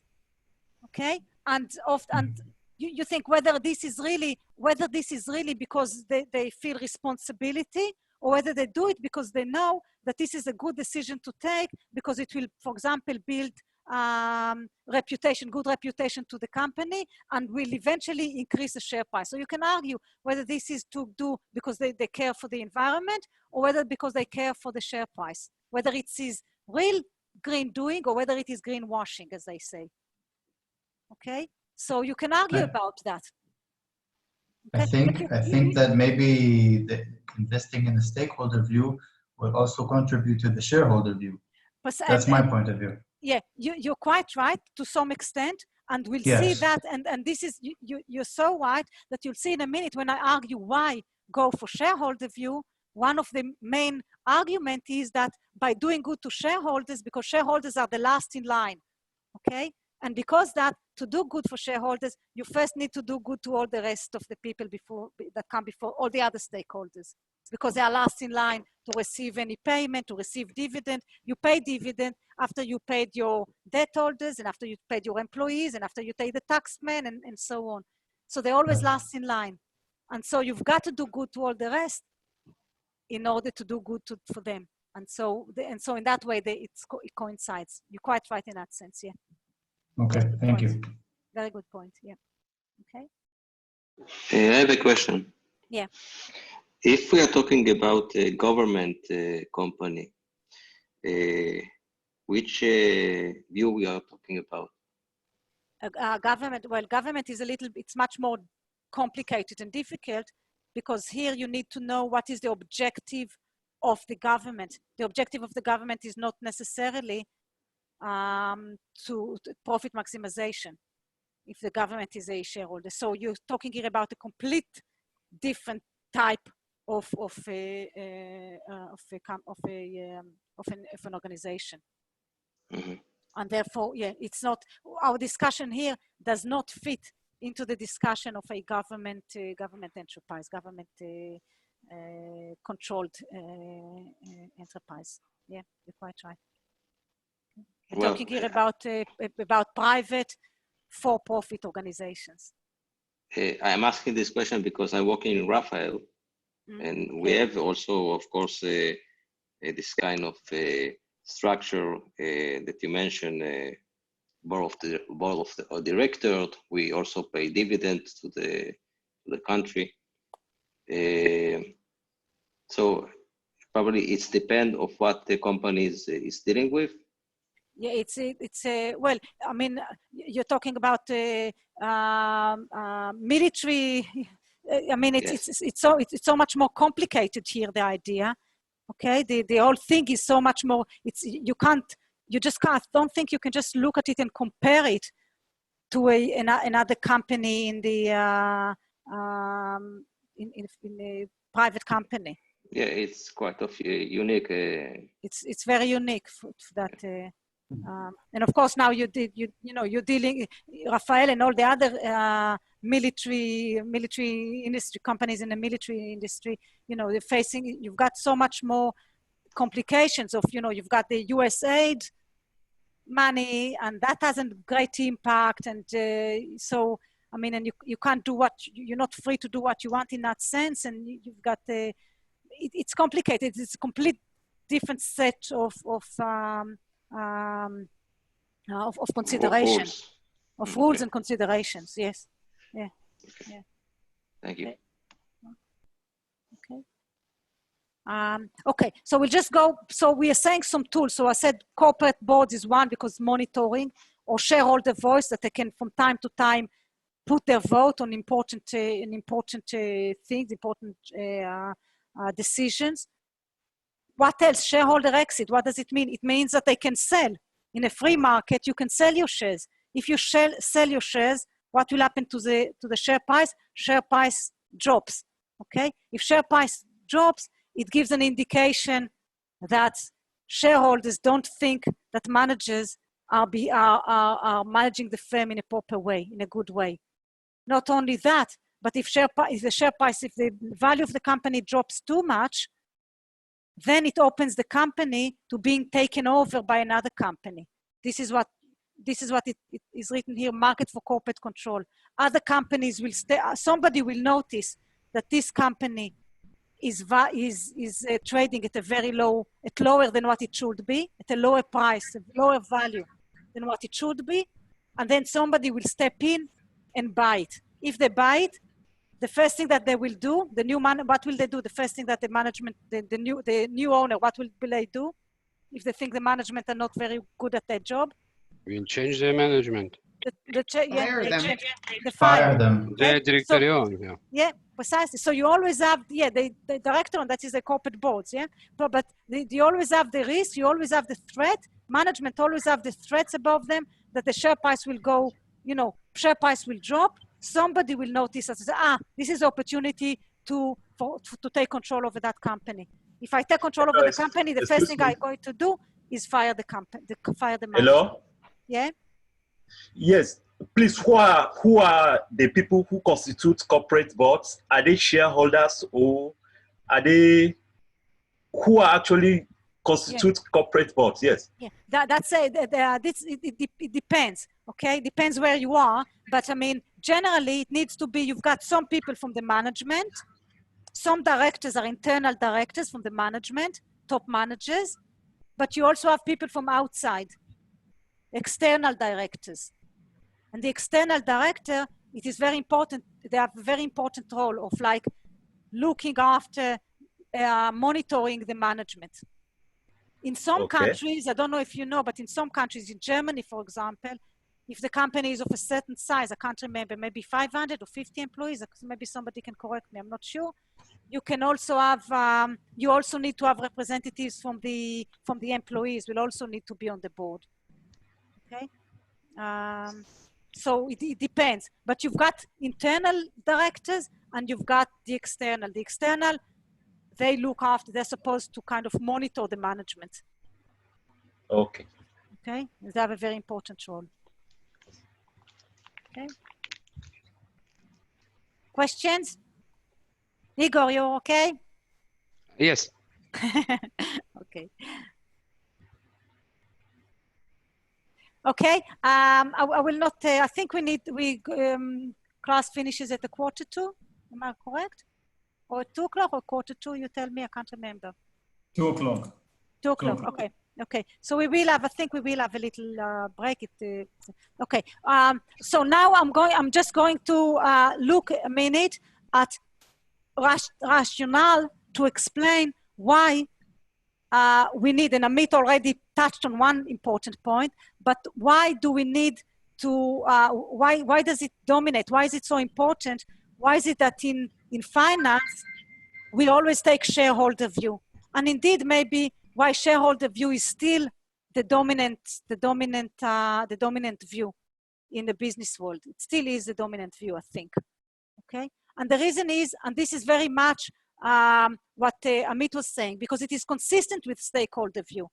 Because if you do good, if you look after the babysitter with offering a bonus because you want to bond her with your interest, in effect, you've also taken a stakeholder view. Okay, so precisely what Amit was saying, it is consistent.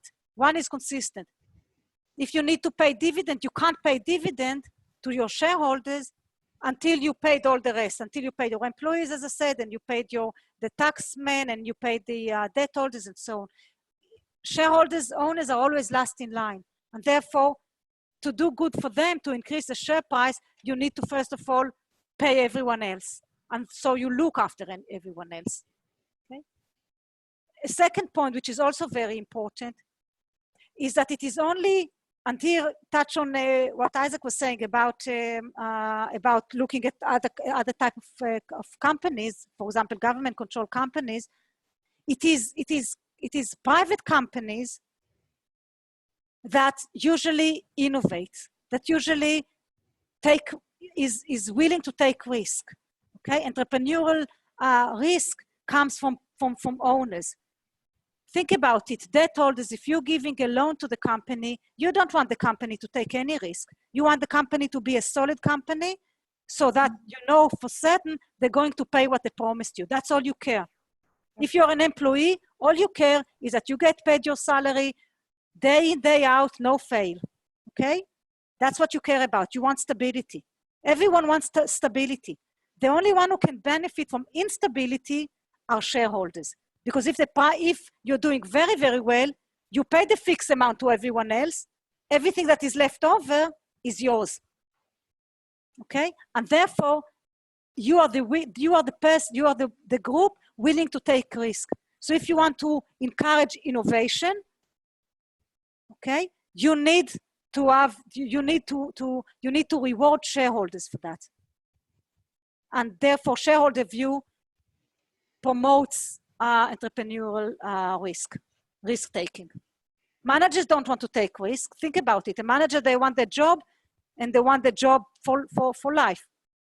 Okay, nobody wants to take risk. The only one who are willing to take risk because they know they're going to gain if the company does well are shareholders. And think about a shareholder. I don't hold all my eggs in one basket. I don't put all my investment just in Teva. I hold a diversified portfolio. So I'm willing to take risk. Okay, here they will not do very well, another company will do very well. So I'm willing to take risk. So if we want to reward risk, we need to direct the company, the objective of the company to compensate shareholders. Okay. The third point is that stakeholders are potential shareholders. Can anyone think why I'm saying that? That stakeholders are potential shareholders and not vice versa? I think because the stakeholders have more interest about the performance or things, but the shareholders are the people that also like holding like the shares. So every shareholder is a stakeholder, but not every stakeholder is a shareholder. Oh, everyone can become shareholder. Not everyone can become stakeholder. That's the idea. Exactly. Yeah, very, very much the point, yes. So, I mean, if you are, everyone, if the company works for shareholder, you want to be a shareholder, become a shareholder. All you need to do is to go to the stock market and buy the share, okay? But if you want to be an employee of the company, you can't just become an employee of the company. So everyone can become shareholder, not everyone can become stakeholder. And therefore, if you want to do it for the benefit of everyone, direct the objective of the firm towards shareholders. Okay, so that's a very simple argument, but I think still quite important one. Okay. Another one is protection. Shareholders they are not protected as much as, everyone else are protected. You have labor law looking after employees. You've got the debt agreement, the loan agreement, looking after the shareholders. You have overall regulation in the country, looking after the community around the company. But you don't have any protection of shareholders. Okay. And the last thing that is here is multiple objective. And here is an example of what we mean by multiple objectives. The idea is that you can't have many objectives, because if you have many objectives, you will have problem balancing all of those. You need to have one objective, the only one objective. Otherwise, it can get too confusing and you don't know what to do. And here is an example. Say, very simple example. Okay. Say that you have two objectives, only two objectives. One objective is to maximize market share. And another objective is to maximize profit. Okay, you want to get as much profit as you want. At first, you can increase both.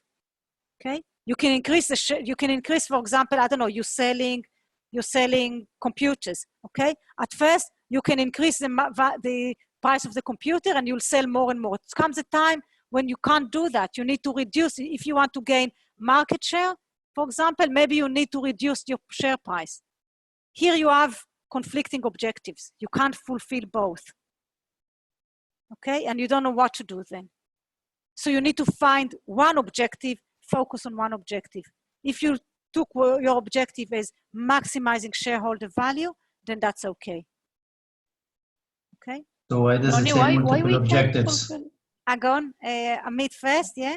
Why does it say multiple objectives and not single or individual?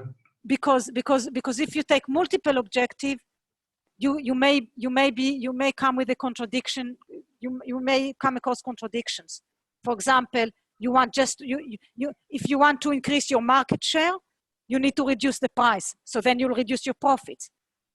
Okay, you reduce your short-term profit in order to increase your long-term profit. So what if you put your objective, I want to increase both my short-term profit and my long-term profit. Okay, you can't do that because you may need to reduce your, you see, so you need to choose one objective. Otherwise there can be contradictions. Okay, thank you. Yeah. Somebody else wanted, Dana, was it you? Yeah, I wanted to ask, but you answered my question. I did, okay. Yeah. Okay. Okay. Okay. We can have a look at the agency conflict, but I think we'll have a 5 minutes break or so. Ronnie, could we just finish instead at 1:45 and stick with the one break? Okay. So do you want us to continue now and finish earlier? Yeah. I think yeah, it's better. Yeah. Yes, okay. yeah, definitely. It's possible. Yeah. Okay. Yeah. Okay. Okay. So I'll go on for another 5 minutes, and then we'll finish at 1:45. Okay. And then we'll finish next week because I want to finish that because I meant to finish it all today, but I want to finish next week also the discussion because I think the next bit is a little bit more interesting, perhaps. Okay. I don't think we have class next week because of the holiday. That's true. Week after. That's true. So the week after, yeah. Yeah, that's true. I forgot about that. Yeah. Okay. Okay, but I just agency conflict. I explained the agency conflict with the babysitter thing. But if you want to have a look, I don't know if you heard of Tyco International and Dennis Kozlovsky. He was a former CEO, and then they put him in prison. And here is a little bit of a clip to show, first of all, the way that they abuse the Tyco and Tyco management, and particularly Dennis Kozlovsky, how they exploited their position as managers. Okay, really, really big time. You know, he had his house. I don't know what did they say there. You'll see it in a clip. But he had these bath curtains. He had them done with a bit of gold, I think. I mean, amazing things that he was living it really nicely, but living it up. But then he was put in prison, and then they were interviewing on prison. So the lady there, you see, come to prison to interview him. So it's quite interesting. So I left the link here if you want to have a look. I don't want to waste time on that, but if you want to look, have a look at it. It's quite amazing. I think it shows you quite well, illustrates quite well what we mean by agency conflict. Okay. And I will not go. This is what I wanted to talk. This is the main part of the lecture, really. But we'll leave it to not next week, the week after. But here we talked about shareholder view, and the idea was I wanted to justify why everything that we shall look at after we finish with the introduction is to look at it from the point of view of shareholders. And I want to show you how this view on shareholder have changed across countries. We'll have a look across country a little bit, but more importantly, over time. And over time, it is interesting to have a look, because what I'm going to show you is that it changes, it swings about from shareholder to stakeholder view with the economic and socio-economic conditions, political and economic and socio-economic situation. And you'll see that after time of, after recessions and depressions and crises, we swing back to valuing more stakeholder theory. And in good times, we swing back, we go back, we shift back to shareholder, to emphasizing shareholder value. Okay, so it's quite nice to see here. There's something, an article that ends before 2008, but also I'll go with you through that and then see and look at what happened in 2008, and then we can maybe think about today, about what's going on today. Okay, so I think it came in quite nicely, fit in with this part of the course comes in nicely with the Great Lockdown. By the way, 1930, the big, it was called the Great Depression, 2008 Great Recession, and this is the Great Lockdown, only for general